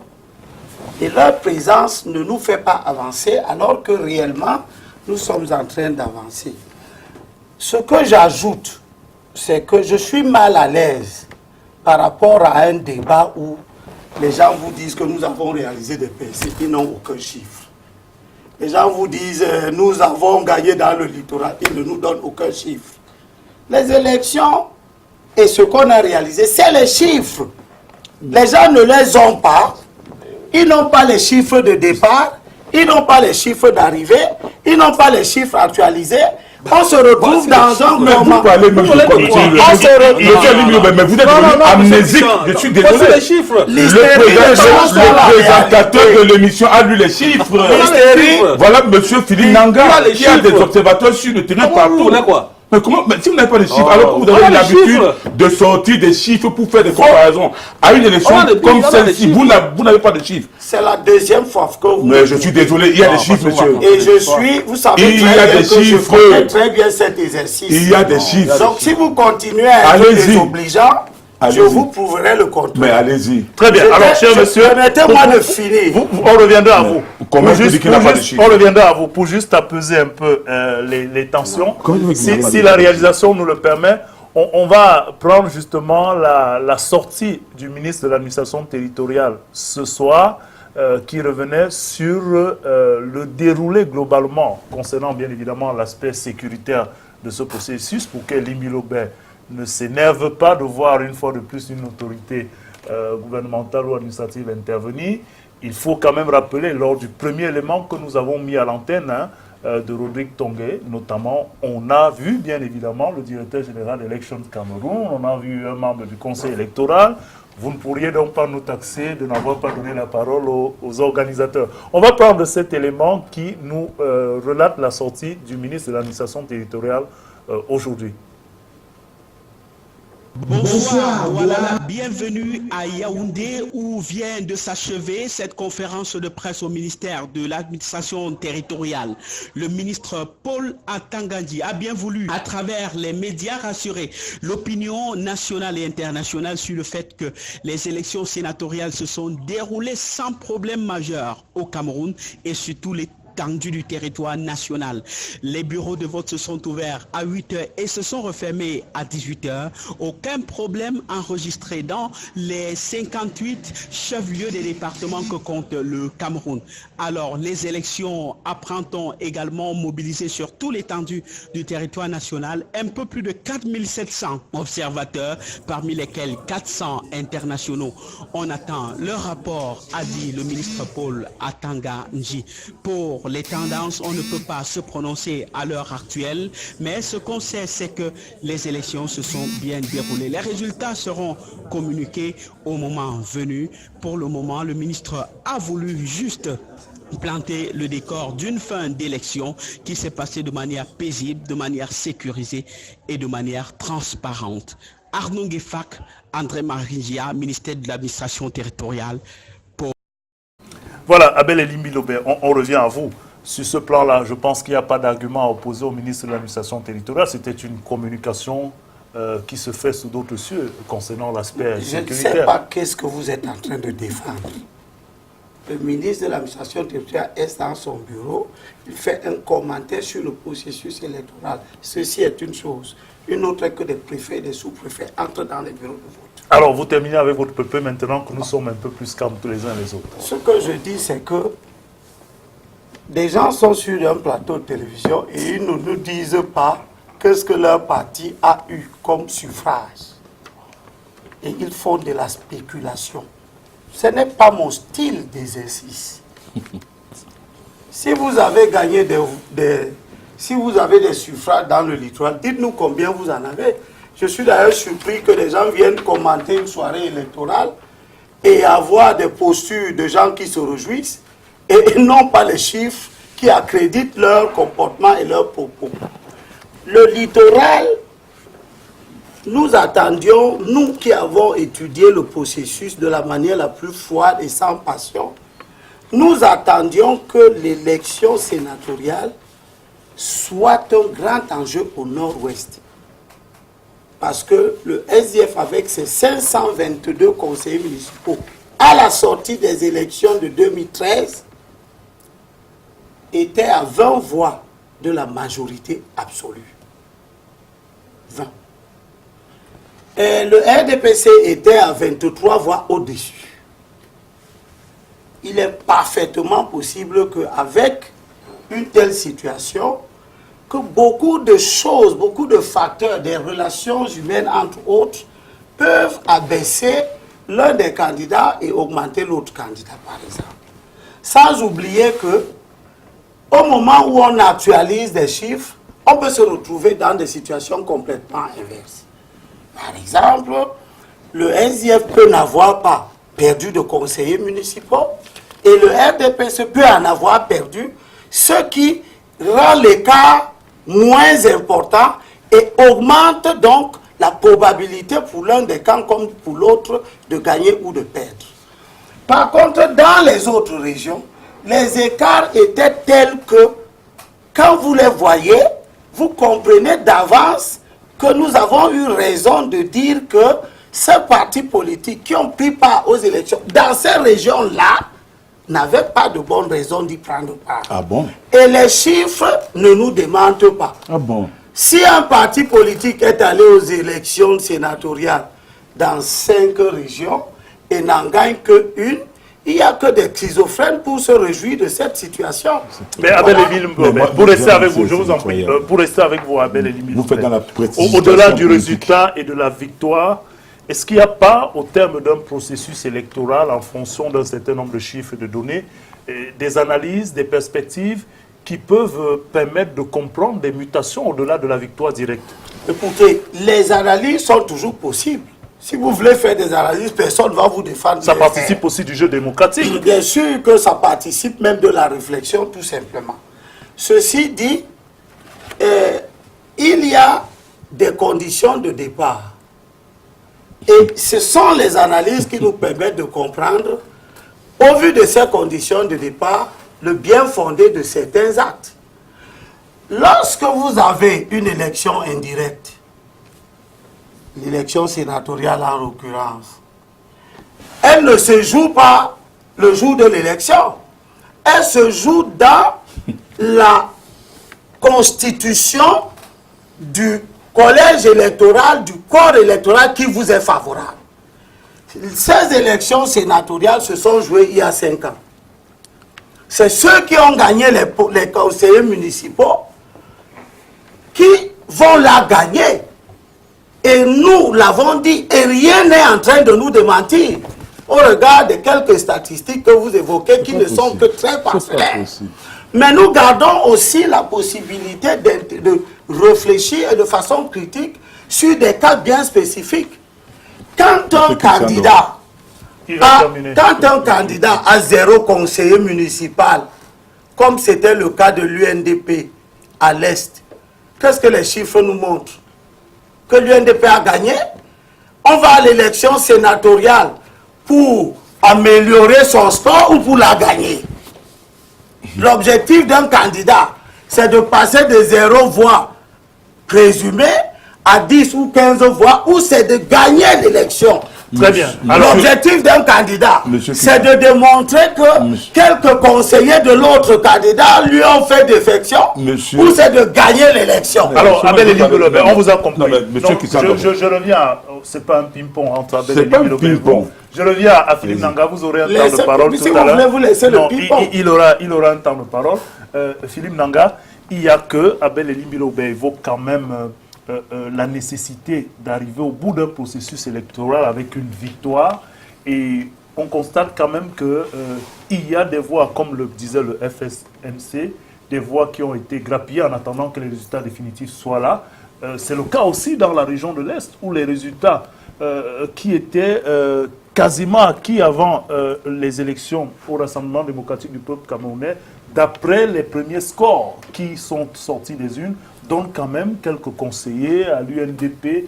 Est-ce qu'on ne peut pas aussi voir quand même des analyses au-delà de cette position de Limbi qui peuvent redéfinir la donne et peut-être annoncer des mouvements en perspective dans les prochaines séances électorales? Je vous ai dit à l'entame de cette émission que l'ONG Monde Avenir et ses partenaires associatifs ont fait le choix de suivre cette élection, pas pour voir qui va gagner, qui va perdre, mais pour suivre les mouvements à l'intérieur des partis. Et effectivement, vous voyez qu'on peut analyser les résultats et constater qu'il y a malaise dans plusieurs formations politiques, donnant lieu justement à des chiffres que, comme nous pouvons le constater, où vous avez un parti qui a 2 conseillers quelque part, mais qui vous voyez par exemple l'UDC, si vous regardez dans le littoral, dans le Vaud notamment, l'UDC a eu un peu plus de conseillers que ce qu'ils ont de voix. Que de conseillers acquis à leur cause. Voilà, donc je crois que ce sont des éléments qu'on ne peut pas négliger. On a vu, et je crois que le mouvement que nous avons vu à l'intérieur, ou alors dans le cas de la région de l'Est, par exemple. Voilà, dans l'accompagnement du RDPC, justement, parce que ça montrait qu'il y avait quelque chose qui n'allait pas. Il y avait quand même une certaine frilosité. Si vous voyez le nombre de ministres qui étaient mobilisés depuis quelques semaines. De votre point de vue, est-ce qu'on peut assimiler ces voix qui seraient en passe d'être conquises par des partis de l'opposition n'ayant aucun conseiller à la base, comme étant un vote sanction, un discours, un programme qui aurait plu? C'est clair qu'il y a malaise. Vous savez très bien qu'on va malheureusement faire un focus sur le parti au pouvoir, puisque c'est lui qui a la grande majorité des conseillers. En tout cas, c'est lui qui était attendu. Et donc vous savez qu'il y a eu d'avoir un petit malaise dans la constitution des listes. Vous parlez des... des listes des sénateurs, il y avait déjà un malaise et qui s'est créé et qui a forcément affecté, n'est-ce pas, l'ensemble de l'électorat de cette formation politique. Ça, on ne peut pas le nier et on voit les résultats. Je crois que le parti au pouvoir était bien conscient de cette possibilité de perte de voix. Et à notre avis, quand on analyse d'ailleurs, pour comprendre pourquoi est-ce qu'on a encore enfreint à la loi en anticipant cette élection-là, au lieu de corriger en renouvelant d'abord, n'est-ce pas, le conseil municipal, on a bien compris que c'est parce que le RDPC tenait à garder, n'est-ce pas, la main mise sur le Sénat. Sinon, ils n'auraient pas pris le risque, n'est-ce pas, de renouveler d'abord les parce qu'ils savent ce qui les attend demain aux prochaines élections. Pour organiser le Sénat. Donc, cette frilosité qui s'explique par l'anticipation et par l'exclusion, parce que là aussi, il ne faut pas le négliger. On aurait fait les élections régionales pour renforcer le collège électoral, les choses auraient changé. Je pense que toute cette mécanique n'est pas faite au hasard. Et ça montre bien que le RDPC est bien conscient qu'à l'intérieur de cette formation politique, il y a un malaise, il n'y a pas vraiment cohésion. Du coup, on est obligé de mettre une machine assez forte pour accompagner avec les ministres, les préfets, les sous-préfets, les gouverneurs, comme on l'a vu les caméras cachées de la journée aujourd'hui. Alors, cette affaire de caméra, je pense qu'il ne faut pas non plus... mais c'est un scandale d'État. Il ne faut pas évacuer ça comme ça parce que... On en parlera dans les anecdotes tout à l'heure. On en parlera dans les anecdotes. Alors moi, je voudrais avec vous revenir quand même sur des situations qui peuvent aussi être décryptées à la faveur du Rassemblement démocratique du peuple camerounais. On prend dans le littoral, par exemple, la région du Cam. On sait très bien comment cela s'est déroulé de ce côté-là. Et si aujourd'hui, le RDPC, d'après les premiers scores qui sont rendus publics, est en passe de renverser la vapeur, est-ce qu'il n'y a pas lieu aussi dans ce type d'analyse de dire que autant on grappille au sein du RDPC, autant le RDPC a aussi grappillé et peut-être un regain de forme dans beaucoup de localités? Oui, on a vu que le RDPC a payé 91 voix, pratiquement 100% dans le camp, en fait, qui était déjà un fief, on sait ce qui s'est passé, qui était déjà un fief du RDPC, mais qui, à cause des dissensions internes, voilà, c'était des militants du RDPC qui ont choisi de se couvrir d'un autre manteau. Vous voulez dire que c'est un retour à la case de départ, à la maison? Je crois, puisque les chiffres le démontrent. Maintenant, quel est le travail qui est fait? Le travail qui est fait pour que les partis de l'opposition... Alors, si vous associez, par exemple, dans la région du littoral, ce regain de forme dans l'Oncam, des voix grappillées dans le Vouri, des voix grappillées dans la Sanaga maritime, ça ne fait pas un peu trop, peut-être? Des voix grappillées dans le Vouri, comment non? On n'a pas grappillé de voix dans le Vouri. Le RDPC n'a pas grappillé, du moins du côté du SIR, pas du tout. Il y a des voix grappillées. Non. Allez revoir vos chiffres. À la limite, je crois qu'on a un peu décrit le contexte dans lequel cette élection s'est déroulée et on a tendance à évacuer un certain nombre de comportements, mais qui entachent, n'est-ce pas, finalement, les résultats. Parce que cette affaire... La légitimité des résultats, on a vu aussi à certains endroits où, par exemple, dans le Conquis, où nos observateurs ont cru voir, n'est-ce pas, des électeurs qui sortaient avec des bulletins. Et donc ça fait quand même que ça crée un souci, ça enfreint, n'est-ce pas, à la liberté d'expression, à la liberté de l'électeur. Et donc on ne peut pas négliger ça. Donc vous comprenez que malgré le fait que théoriquement le RDPC partait déjà vainqueur avec des chiffres, n'est-ce pas, à la clé, il fallait en même temps organiser encore d'autres manœuvres pour s'assurer qu'on ne va pas trop perdre. C'est pour ça qu'il faut, en analysant peut-être les points gagnés par le RDPC, on analyse aussi les points. Il faut aussi analyser le contexte. Dans quel contexte ces points sont gagnés. Alors, mais cette situation peut être valable pour toutes les autres formations politiques. Nous qui sommes observateurs indépendants, quand on voit quand même toute la machine administrative qui accompagne le parti au pouvoir, il y a déjà un problème. Vous pensez que c'est une longueur d'avance par rapport aux autres? Forcément, je suis obligé de le dire ici parce que nous travaillons pour la démocratie. Et tant que c'est comme ça, ça ne rassure pas les citoyens camerounais qui veulent bien qu'il y ait, n'est-ce pas, une remontée de la démocratie dans notre pays. Donc je pense qu'il y a un travail à faire. Les messieurs de l'administration, les autorités administratives, qui pour diverses raisons pensent qu'il faut accompagner, n'est-ce pas, ce processus-là, doivent davantage être discrets. Parce que quand on voit le nombre de ministres qui sont descendus dans les régions, n'est-ce pas, dans les départements, pour faire des meetings, pour parler, pour rencontrer des gens, alors que, théoriquement, ils n'avaient pas besoin de ça puisqu'ils ils avaient de l'avantage des chiffres. Donc, vous voyez qu'il y a quand même un avantage, n'est-ce pas, qui donne lieu, n'est-ce pas, à la discrimination par rapport aux autres concurrents politiques. Très bien. Alors, cher monsieur, on va avoir le temps de revenir sur certains de ces éléments. Si la réalisation nous le permet, on a vécu quand même un certain nombre d'anecdotes pendant cette journée électorale. On parlait à l'instant de ce dispositif qui aurait été découvert dans un bureau de vote du côté de Bengui. Le gouverneur, dans son extrait, en a parlé. Notre correspondant nous fait état d'un dispositif avec à la clé une caméra de surveillance. Si la réalisation nous le permet, on va voir quelques images, n'est-ce pas, de ce dispositif qui a été démantelé en attendant, bien évidemment, que les enquêtes instruites donnent un certain nombre d'informations autour de ce dispositif, des tenanciers et même des objectifs qui étaient visés derrière ce dispositif-là. Quelques soucis en attendant que cela soit prêt de ce côté-là. Mais si cela n'est pas prêt, on va vivre de l'autre côté de la Sanaga maritime une autre situation aussi qui a failli dégénérer de ce côté-là. C'était sous le regard de notre reporter Yvonne Katinken qui a fait le déplacement en envoyé spécial pour vivre le scrutin du côté des DA dans la Sanaga maritime. Yvonne Katinken qui revient justement sur le déroulement de ces sénatoriales, mais sur une autre situation qui a failli bien entacher ce processus de ce côté. Votre argent ne va pas finir là. Si vous faites des ordres, on va faire ça à 18h. Mettez même l'année prochaine. Qui dit ça? La tension est montée d'un cran à la mi-journée dans les rangs des grands électeurs qui attendaient de percevoir leurs indemnités de transport après avoir accompli leur devoir civique. Le préfet de la Sanaga maritime, arrivé à ce moment-là, a tenté de calmer les tensions. Quand il y a l'argent, il y a parfois un peu de brouhaha, mais nous avons pu mettre bon ordre à ce brouhaha. La loi a donc été respectée. Tous les conseillers qui ont accompli leur devoir civique ont donc eu la possibilité de passer à la caisse en ce moment actuellement. Ils passent à la caisse pour bénéficier de leur indemnité. Et cette indemnité est de 50 000 francs CFA. Dans les deux bureaux de vote du lycée bilingue d'EDA, aucun incident majeur n'a été relevé. Nous pouvons dire que les opérations de vote se déroulent avec sérénité. Nous avons rencontré le chef d'agence et les CAM qui supervisent le site. Nous avons rencontré les membres de la commission locale de vote et aucun incident ne nous a été rapporté.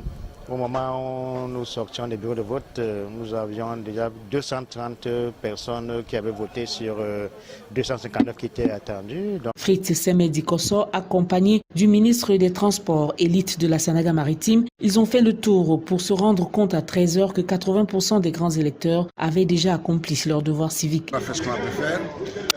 On ne peut pas dire les choses bien avant. On attend le soir et on vous dira ce qu'on a fait.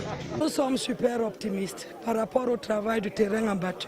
Sur les 259 conseillers venus des 11 communes de la Sanaga maritime, le RDPC totalise à lui seul 210 conseillers contre 45 pour l'UPC, 5 conseillers SDF et 1 conseiller pour le MLDC. L'opposition espère ainsi voir une nouvelle coloration au Sénat après une mandature qu'ils estiment catastrophique. Il faut un changement, nettement un changement au niveau du Sénat. Et tout passe d'abord par le Sénat. Il faudrait que l'opposition intègre le Sénat et que le Sénat ait une coloration quand même multipartiste. À y voir de près, la Sanaga maritime est acquise au RDPC, mais les tensions observées peuvent faire basculer les tendances. Je suis là pour voter mon parti, voter au RDPC, mais je ne vote pas un individu. Parce que l'individu ne m'a rien apporté pendant 5 ans. Je ne suis pas sûr que 5 ans après il apportera quelque chose. Je suis venu. Le RDPC c'est mon parti, c'est la discipline du parti. C'est tout à fait normal, c'est nous qui avons le pouvoir, il faut bien qu'on le maintienne. Même si les hommes peuvent changer, et nous voulons effectivement que les hommes changent. Parce que notre problème, c'est qu'il y a un développement dans ce pays. La suprématie du RDPC sera-t-elle confortée au terme de cette deuxième élection sénatoriale? Voilà, on a bien compris que pour une affaire, n'est-ce pas, de jetons, cela a failli virer au vinaigre du côté de la Sanaga maritime. tout est bien qui finit bien de ce côté-là. Alors, on n'a pas beaucoup parlé du dispositif financier, les questions financières autour de ces élections-là. Philippe Nanga, vous qui avez suivi dans la région dans le département du Bouré, est-ce que vous avez l'impression que de ce côté-là, tout s'est passé bien concernant ces questions de finances? On n'en a pas entendu parler en tout cas. Mais je pense que nous avons des conseillers qui sont ici, ils n'ont pas eu de souci à toucher leurs 50 000 balles. Non, mais 50 000, c'est les indemnités de non, transport. Vous n'avez pas été interpellé en tout cas. On voulait se rassurer que tout s'est bien passé. Vous n'avez pas besoin de... C'est pas les milliards que les gens volent là-bas. On les a vus passer à la caisse. Bon, donc, oui, en même temps, c'est pareil. Vous voyez un peu, il y a un jeune qui m'a posé la question, mais pourquoi est-ce que nous, quand on va voter, on ne nous donne pas de l'argent aussi? Bon. Après, sur ce plan-là, ils sont solidaires. Et ça, vous comprenez qu'il y a encore un malaise dans le processus. Il y a encore un malaise dans le processus, mais après ça, ce n'est pas forcément un problème. Le problème, c'est, comme je l'ai dit, toute cette machine qui accompagne les conseillers pour aller voter. On a vu qu'il y a des gens, on a entendu dire qu'il y avait des rassemblements le matin, des gens qui ont le petit déjeuner ensemble, et qui sont allés après, et qui devaient aller déjeuner ensemble. Donc c'est un peu... Ça fait Vous y voyez des éléments de corruption. Ça fait partie, au-delà de la discipline, c'est pour dire que même avec la discipline du parti, il y a toujours des rebelles. Et pour s'assurer qu'on aura moins de rebelles, on prend des dispositions pour corrompre. Pour les maîtriser. Pour corrompre. On Parce que c'est de la corruption. En réalité, c'est de la corruption. On en parle, mais c'est de la corruption. Très bien. Alors, on revient à vous. Hein. Si la réalisation le permet maintenant, on va vivre ces images, justement, de cette autre anecdote du côté de Mbengui. Si cela est prêt, notre correspondant Annie Collins, depuis Bamenda, nous les a envoyés. Ce dispositif qui fait parler de lui. Qui viole le actuellement. Des images toujours pas prêtes, on pourra revenir là-dessus. Avec vous, Jean-Robert Wafo, vous insistiez sur le caractère dangereux d'une situation comme celle-là, même si vous semblez avoir une conviction des auteurs, même si les enquêtes sont encore non, c'est évident, c'est le RDPC. Il n'y a que le RDPC pour procéder à c'est votre point de vue, en tout cas. Je dis c'est évident. Donc vous avez votre point de vue, c'est votre point de vue. Tant que les enquêtes ça peut être que le parti au pouvoir. C'est votre point de vue. Tous les moyens d'État. Vous ne pouvez pas le faire admettre à tout le monde. Je disais donc que c'est une situation extrêmement grave. Ça veut dire que nous ne sommes plus en sécurité, même quand on va voter. Monsieur Ndobo, c'est grave. Tous ceux qui ont passé, il faudrait que les enquêtes aboutissent à des résultats. C'est le Watergate à la Cameroun. Tout à fait, monsieur DJ Im, quoi. Même dans la Gestapo, on ne trouvait pas de pareil scandale durant les élections. Mais vous vous rendez compte? Vous allez à l'isoloir, pendant que vous choisissez le bulletin, il y a une caméra. Encore heureux qu'on ait pu dépister cette caméra. Je dis, c'est de avoir le gouverneur Adolphe de l'Afrique l'a dit devant vos caméras. Ça peut faire l'objet d'une requête post. Il l'a dit. La plus haute autorité de la région l'a dit. J'ai dit c'est extrêmement grave. Et je pense que dans un pays normal, les agents de l'ECAM, ou alors ceux qui ont été complices de près ou de loin, devraient assumer. En attendant les enquêtes. Et moi maintenant, oui, bon, tout à l'heure également, vous n'allez pas m'empêcher de le dire, vous avez présenté la Sanaga Maritime. Nous, on a eu une légère progression également dans la Sanaga Maritime, parce que nous avions 3 conseils municipaux, bon, nous sommes montés dans la 10. C'est vrai que c'est pas euphorique. Non, je parlais pas du SCF. C'est vrai qu'on ne peut pas, on peut pas se réjouir de cela, mais nous savons tout de même, comme M. Nanga a dit, comme M. Philippe Nanga a dit, que si on a investi dans le calendrier, c'est parce que le parti au pouvoir sait très bien, n'est-ce pas, le torrent on l'a déjà dit, on l'a déjà dit. Ils savent, depuis le dernier congrès, le torrent républicain qui va se... On l'a déjà dit sur cette table. Merci Jean-Pierre. Bon, mais maintenant, pour revenir aux chiffres, je suis quand même surpris que M. Lemilobé, qui a dit avant ces élections que le SIF ne gagne, que l'opposition en général n'aura rien. Il a été péremptoire. C'est maintenant qu'il cherche à expliquer. Parce qu'il est dans un trou et il cherche à remonter en s'agrippant le long des parois. vous avez de façon péremptoire sur toutes les chaînes de radio et de télévision. Qu'on n'aura rien, qu'il n'y aura aucun. Que tous les sénateurs, tous les 70 sénateurs seront du RDPC. Maintenant, il vient faire dans la précipitation politique, il commence à dire c'est le contrôle. Le contrôle de quoi? Comme la politique, c'est le terrain. Ce n'est pas les plateaux de télévision et de radio, c'est le terrain. Et aujourd'hui, une fois de plus, vous êtes face à vos propres contradictions. Moi, je vais dire ceci. Prenons, on a parlé du résultat de Yabati. 92 votants. Non, 92 votants. 91 du RDPC. C'est les chiffres des C'est des chiffres. Je vais m'attarder là-dessus. Cette mairie est dirigée par un ami. Un très bon ami. Qui est derrière un candidat à la présidentielle. Un candidat que je respecte très bien. Parce que pour moi, mon adversaire politique, c'est le RDPC. Ça, c'est connu. Donc, la politique peut donc changer de temps en temps à travers donc, les alliances et tout. Mais ce candidat-là est derrière une personnalité connue qui est candidate à la présidence. S'il y a dans sa propre mairie, tout le monde vote, presque tous les conseillers municipaux votent le RDPC. Et après, il viendra dire candidature unique, candidature unique, candidature unique. Alors que dans leur propre mairie, ils ne peuvent même pas tirer un conseiller municipal. Vous voyez là où nous tombons?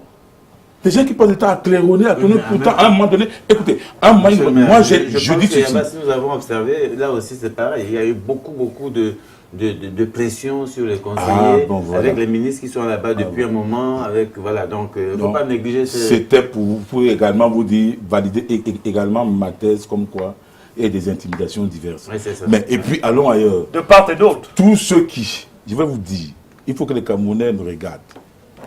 Tous ceux qui ces derniers temps parlent de candidature unique de l'opposition, sachant que ce n'est pas possible. Parce que nous avons une constitution qui prescrit un scrutin à un tour. Quand c'est un scrutin à 2 tours, au premier tour, on élimine, au deuxième tour, on choisit. Ceux-là font semblant d'ignorer que le RDPC qui est au pouvoir, vous voyez tous les milliards qu'on vole de part et d'autre, est capable de monter 4 ou 5 candidats. Même s'il y a coalition de l'opposition. Donc, le débat n'est pas là-bas. Ok, on va pas rentrer dans ce débat ce soir. Non, Jean-Robert, je vous en prie. On ne va pas rentrer dans ce débat ce soir. Comme nous avons fait au sénatorial. Écoutez, oui, Jean-Robert Wafou, je vous en prie. On n'a pas suffisamment de temps. On ne peut pas rentrer dans ce débat ce soir. Non. C'était pour vous dire que les sénatoriales, nous avons gagné dans le Nord-Ouest. Ça, c'est compris. En attendant les résultats officiels, c'est compris, Jean-Robert Wafou. C'est compris. Alors, autre anecdote avant de donner la parole, oui. C'est dans la ville là où on nous a signalé un électeur, conseiller municipal, qui s'est un peu perdu la tête parce qu'il s'est retrouvé dans le bureau de vote avec la tenue de son parti, le RDPC. Voilà. Bon, on a quand même laissé voter. Anecdote, oui. Une autre anecdote aussi qui viendrait... Si vous pouvez le prendre en caméra. Justement, du Noun, où une situation d'émargement mal établie aurait arrêté le scrutin pendant un moment, mais tout s'est bien, bien rétabli. Et le scrutin s'est déroulé dans de bonnes conditions. Je viens à vous, Abel Elimbilobe. Je sais que vous mourrez d'envie de prendre la parole. Dans le même bureau de vote dans le Nord, justement, il y a une dame qui s'est un peu embrouillée et qui a jeté son enveloppe avec le bulletin dans la poubelle. Et finalement, on l'a aidé à récupérer cette enveloppe pour aller remettre dans voilà. Alors, Didier Imkwa, est-ce que dans la configuration qui voudrait que des formations comme la vôtre se retrouvent en train de se satisfaire, comme vous le faites là, dans une localité, ne lui donnerait pas et ne donnerait pas à d'autres formations cette coloration de formations politiques régionales qui peinent justement à se donner une dimension nationale ou à titiller aussi des électeurs dans d'autres circonscriptions? Vous savez, c'est une réalité sociologique en Afrique. Tout parti politique a une base tribale. En dehors du RDPC, qui a bénéficié de tout le travail fait par le parti unique de l'UNC, tous les partis politiques ont une base tribale. C'est vrai que... Comment vous pouvez dire ça?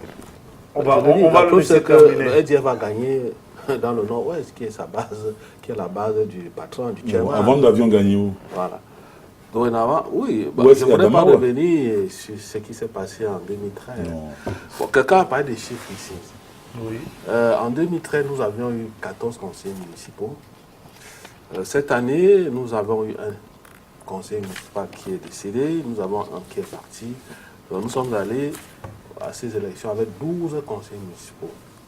En attendant les résultats consolidés par le Conseil constitutionnel, nous nous retrouvons aujourd'hui à 73 conseillers municipaux. Ça peut déranger comme ça peut déranger, mais nous pensons que les élections ne doivent pas s'arrêter aujourd'hui. Vous savez, on va dans une élection pour mesurer ses forces. Et vous pensez avoir mesuré la force? La politique, c'est le rapport de force, ce n'est pas autre chose. Cela vous permet de vous projeter à l'avenir. Aujourd'hui, nous sommes prêts, nous allons nous préparer pour les élections municipales, qui sont des élections protestataires. Donc nous allons maintenant bien goupiller notre programme et penser à l'avenir. Et vous pensez que vous avez pris du volume? Tout à fait. Très bien. Alors, Abel Elie Milobert, vous étiez un peu tensé sur la gestion des chiffres. On vous connaît très souvent familier à ces chiffres-là. Est-ce qu'au regard de ces différents... Il n'a pas de chiffres là. Je vous en prie, Jean-Robert Wafou. Est-ce qu'au regard des chiffres, notamment la région du littoral et bien d'autres, des chiffres qui sont rendus publics à partir des résultats des urnes pour l'instant, vous n'avez pas l'impression que l'opposition s'est quand même comportée de manière honorable, même si beaucoup de sièges n'ont pas été gagnés? Premièrement, nous n'avons pas de chiffres et je ne spécule pas sur... On vous en a donné quelques-uns là. Je ne spécule pas sur les déclarations. Les chiffres sur lesquels nous avons longtemps raisonné étaient des chiffres officiels. Ils peuvent déplaire à X ou Y, mais ils ont servi à construire un raisonnement que personne ne peut remettre en cause. Il est vraiment Dieu. Je vous en prie, Jean-Robert. Et l'hystérie et la sauvagerie de quelques acteurs ne changent pas la réalité des données. Il est vraiment Dieu DPC. Quand vous êtes allé à une élection, personne ne va à une élection pour mesurer ses forces. On va à une élection pour la gagner. Sauf ceux qui savent d'avance. Sauf qui savent d'avance qui ne peuvent pas gagner et qui finissent par avoir les élections comme baromètre pour mesurer leurs forces. Tant mieux. Mais quand vous allez à une élection, vos tableaux là. Bon, je vous ai écouté. Vous êtes tellement, vous êtes dans la manipulation. Vous avez l'indécence de ne même pas attendre. Moi, je vous écoute. Quand vous dites vos élucubrations, je vous écoute. Mais sauf qu'elles ne changent pas la vérité. Quelle vérité vous avez? Vous n'allez pas aux élections. Vous n'allez pas aux élections où vous payez une caution de 7 millions de francs qui risque de rester au trésor et qui est une grosse charge pour le parti qui la paye si c'est lui qui a sorti cet argent pour perdre l'élection et dire que vous êtes venu. Vous avez été candidat au sénatorial, hein? Pour dire simplement que... Et vous avez vendu la liste. Monsieur Robert Wafou. Je vous dis. Monsieur Robert Wafou. Monsieur Robert Wafou. Vous avez vendu la liste en 2013. Vous voulez que je vous réponde et que je me comporte comme vous. Le SDF vient de perdre à l'occasion de ces élections-là 2 listes qui ont été rejetées par Elections Cameroun. Je crois que vous êtes en train de dire à vos camarades dans ces régions-là qu'ils ont vendu ces listes. Mais pour le littoral, c'est vous qui avez pris un malade mental que vous avez mis dans votre liste. Bon, c'est moi qui avais la parole. Vos élucubrations, vous pouvez les garder. Ce que j'ajoute, c'est que, un parti politique, puisque vous voulez qu'on parle de vous, parce que moi je suis venu commenter le processus qui s'est déroulé ce soir. Et j'attends pour parler de vous. Je ne suis pas votre conseiller municipal. On va rester courtois. Je suis le conseiller municipal du peuple de Douala 5. La preuve, c'est que je vous ai quitté et je n'ai pas quitté le conseil municipal. Vous pouvez en souffrir. Je prends acte. Si la que vous en souffrez. à vous. Quand vous me donnez la parole, non. Quand vous me donnez la parole, quand vous donnez la parole aux gens qui font de la sauvagerie sur le plateau, je les laisse pas. Non. Vous me donnez la parole, je termine mon propos. Vous allez terminer votre propos. Non. C'est que vous êtes injuste. Non, c'est dans la Allez-y, monsieur. Allez-y sans réponse. Mais pourquoi? Non, si vous le faites, je vous enlève la parole. Et j'ai l'autorité. J'ai le droit de répondre parce que je suis indexé et sauvagement d'ailleurs. Voilà. Donc laissez-moi, vous aurez dû me protéger parce que j'ai mon temps de parole. Vous le faites là, je suis désolé. Bon, ce qui était important à dire, c'est que je suis désolé de voir que des partis politiques qui nous ont promis des victoires se réjouissent d'être réduits à peau de chagrin, spécifiquement là où nous avons prévu qu'ils pouvaient gagner. Non, vous n'avez pas prévu ça. S'il vous plaît, Nous avons toujours dit que le SDF au nord-ouest... Jean-Robert Wafo, je vous en prie. Non, je vous en prie, Jean-Robert Wafo. Mais je ne suis déjà pas d'accord, je ne suis déjà pas convaincu que vous les avez. Seulement, je vous ai crédité d'une bonne capacité à pouvoir faire quelque chose au nord-ouest et au nord-ouest seulement. Vous ne l'avez jamais dit. Je suis surpris que vous, qui êtes un responsable politique et électeur dans le Vouri, vous ne nous parlez pas de votre réussite dans le Vouri, vous ne nous parlez pas de votre réussite dans la Damaroua, où vous étiez censé conserver un acquis dont vous ne parlez pas, parce que vous avez perdu les élections dans la Damaroua. Prévision que nous avons fait, puisque vous avez 5 conseils municipaux dans la Damaroua, et qu'avec 5 conseils municipaux, un parti rationnel ne devrait pas se présenter aux élections. Vous êtes présenté aux élections dans la Damaroua, vous avez perdu. Avec 47 conseils municipaux sur 1216 dans l'Ouest, vous deviez perdre. Vous êtes en train de perdre. Vous ne nous parlez pas de ces positions qui vous ont été concédées en raison de votre complicité immorale avec le régime en 2013. Vous venez nous parler du Nord-Ouest. Vous venez nous parler du Nord-Ouest.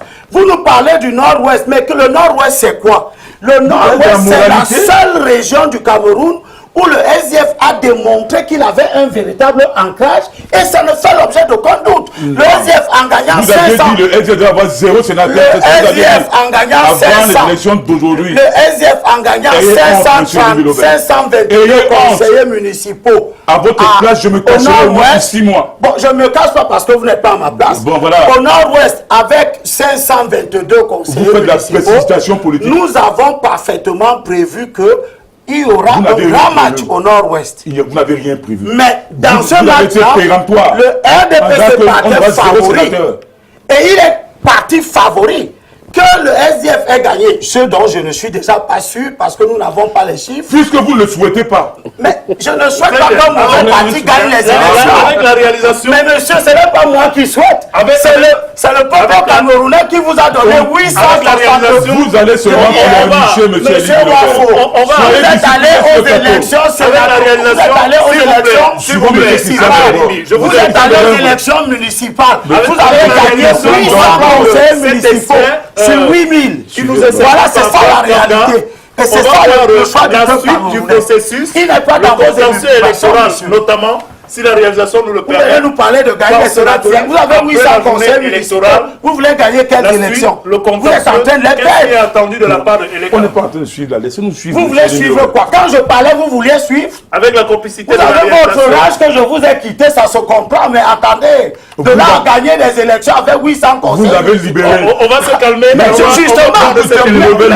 justement, qu'est-ce que je faisais dans un parti qui est un mauvais parti? Et c'est ce parti qui a fait de vous conseiller. Je vous en prie. Si la réalisation nous le permet, on va prendre cet élément qui nous annonce la suite du processus, la gestion du contentieux électoral et le rôle de l'ECAM dans la suite de ce processus.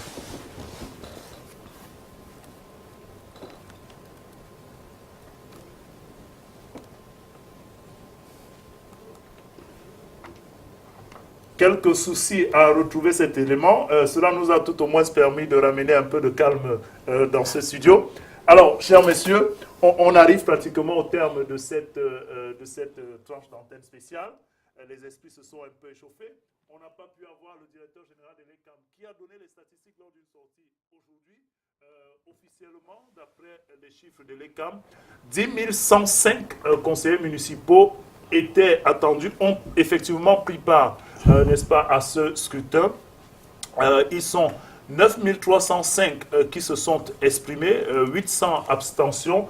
Voilà les chiffres qui ont été donnés ce soir par le directeur général de l'ECAM.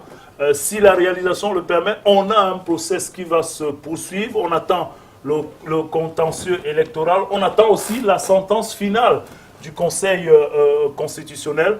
Les chiffres, les scores qui ont été donnés ça et là et qui sont donnés jusqu'ici sont des chiffres provisoires. Le chronogramme de ce processus électoral se poursuit. Si la réalisation nous le permet, on va voir, n'est-ce pas, les grandes dates qui sont attendues pour la fin de ce processus électoral avec le chronogramme qui est annoncé. On avait déjà bien au départ, la convocation du corps électoral, c'était le 7 février dernier. Le dépôt de candidature, c'était avec un délai pour le 22 février. La publication de la liste des candidats le 9 mars. La campagne électorale qui a été ouverte le 10 mars dernier. Les contestations et autres ont été transmises du côté du Conseil constitutionnel. La décision du Conseil constitutionnel qui a été justement rendue publique. Et puis les élections qui se sont tenues ce dimanche 25 mars. La proclamation des résultats par le Conseil constitutionnel est attendue pour au plus tard le 9 avril prochain.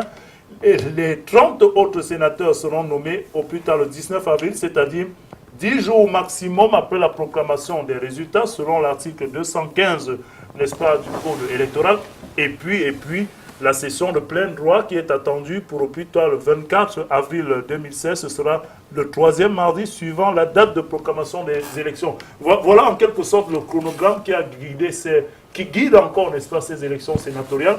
Cher monsieur, on va se séparer.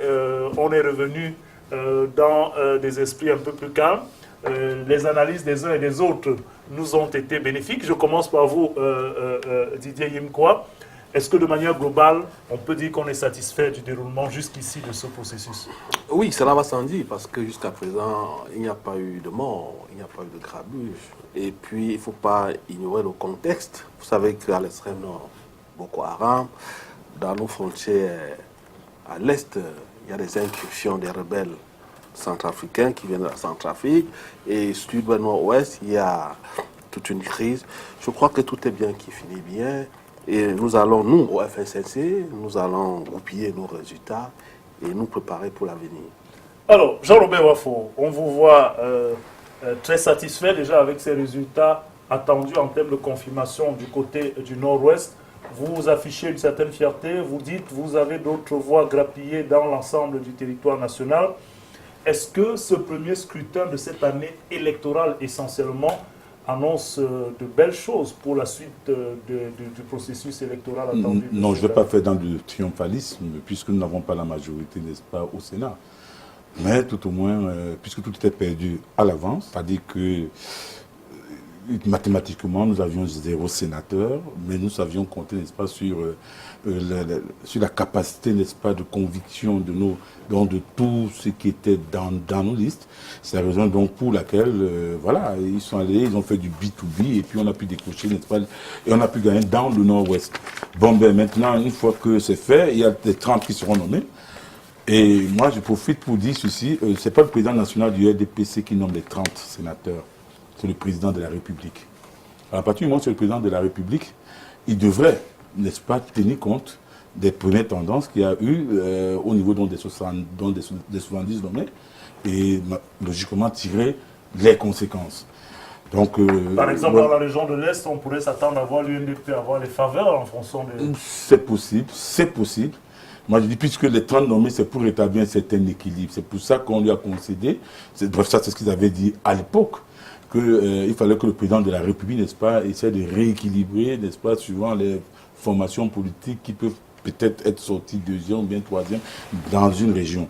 Bon, et puis autre chose, ça c'est pour chuter, je sais compter, n'est-ce pas, sur nos sénateurs qui ont été élus. Je leur tire un grand bravo parce que je sais qu'ils seront à la hauteur. Je sais très bien, ils sont constitués pour la plupart des gens qui sont suffisamment avertis. Ils vont mener un combat remarquable, ça je peux vous le garantir, comme les sénateurs sortants l'ont fait. Et bien évidemment, ils vont revenir sur un certain nombre de dossiers, donc la crise anglophone, on espère que ce sera enfin débattu. Attendons déjà les résultats. On espère, écoutez, sinon c'est clair, ils sont élus. Il y a ça, il y a un fait. Attendons la fin du ne cherchez pas à jeter de l'huile sur le feu. Dans une région déjà assez délicate. On attend la fin du contentieux électoral. C'est compris Jean-Robert Wafo. Donc, je dis tout simplement, à défaut, ça c'est pour chuter, à défaut d'attendre que nous arrivions au pouvoir, n'est-ce pas, pour mettre du pied dans le fédéralisme.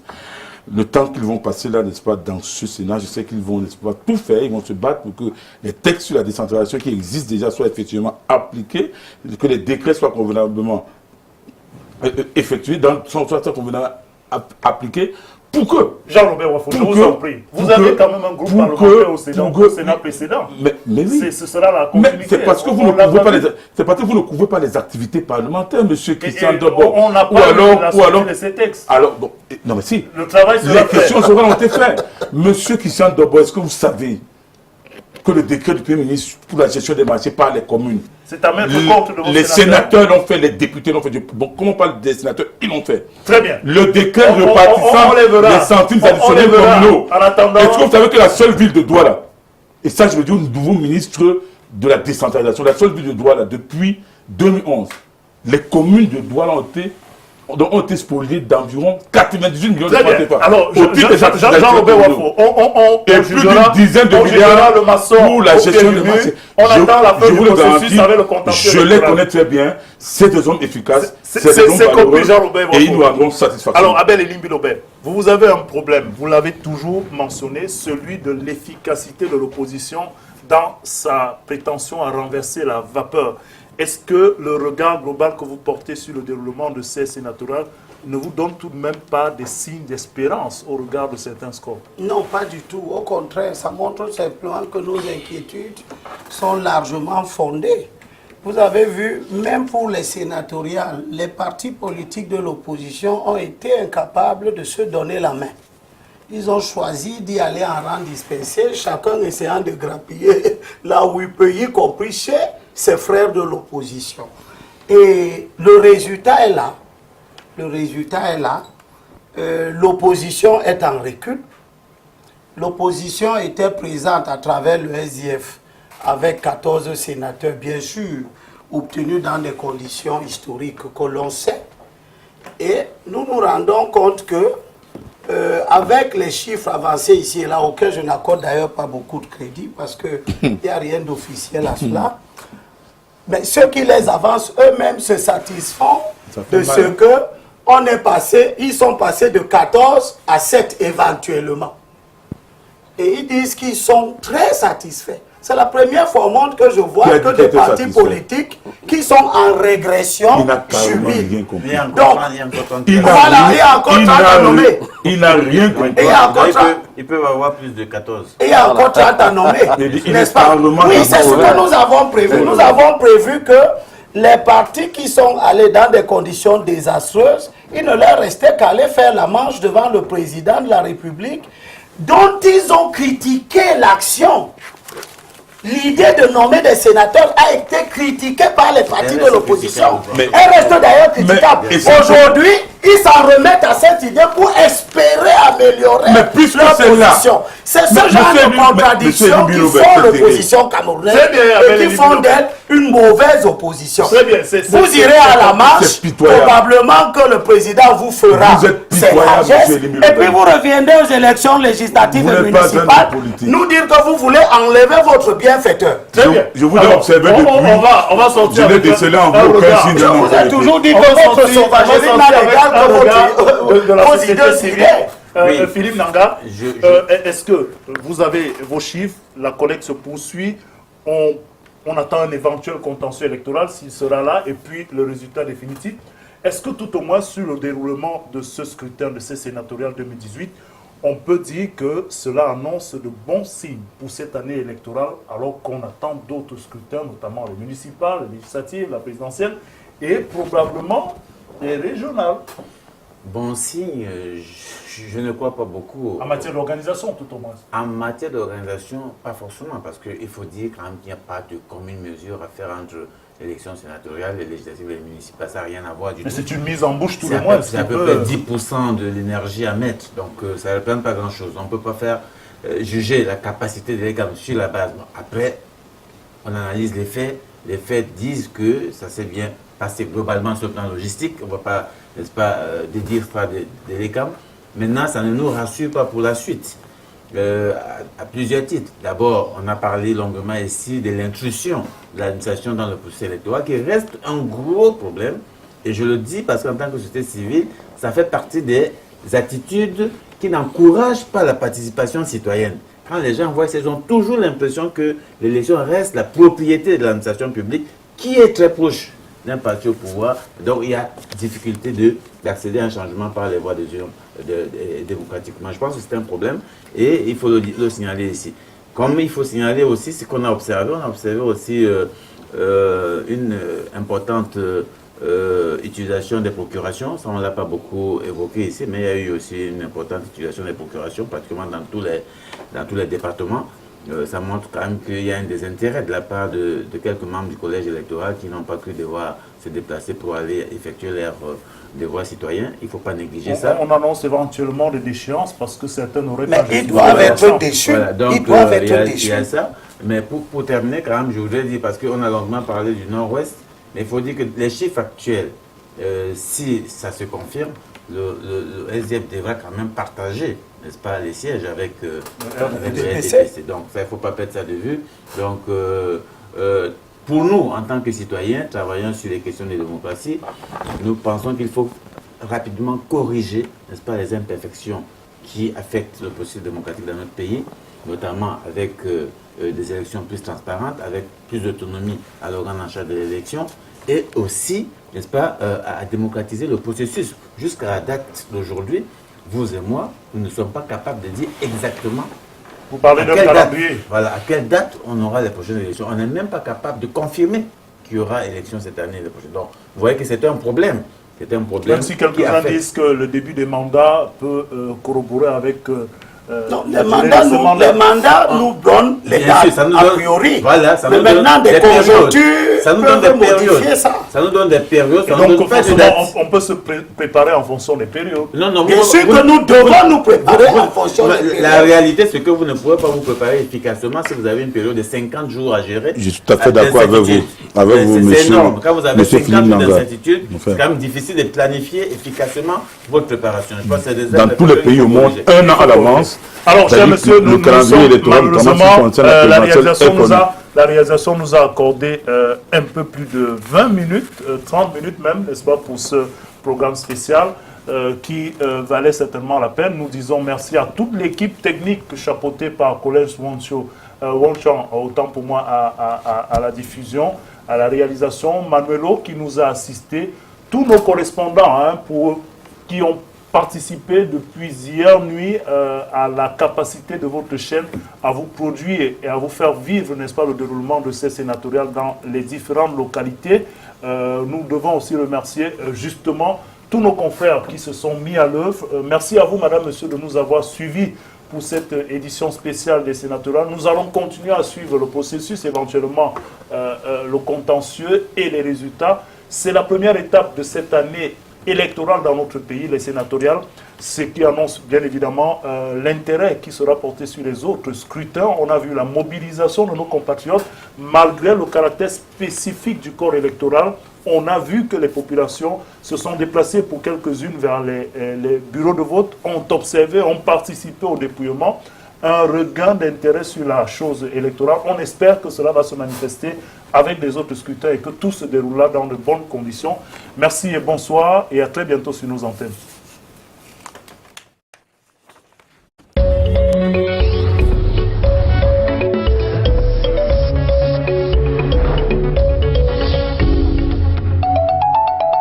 Canal 2 International, votre télévision.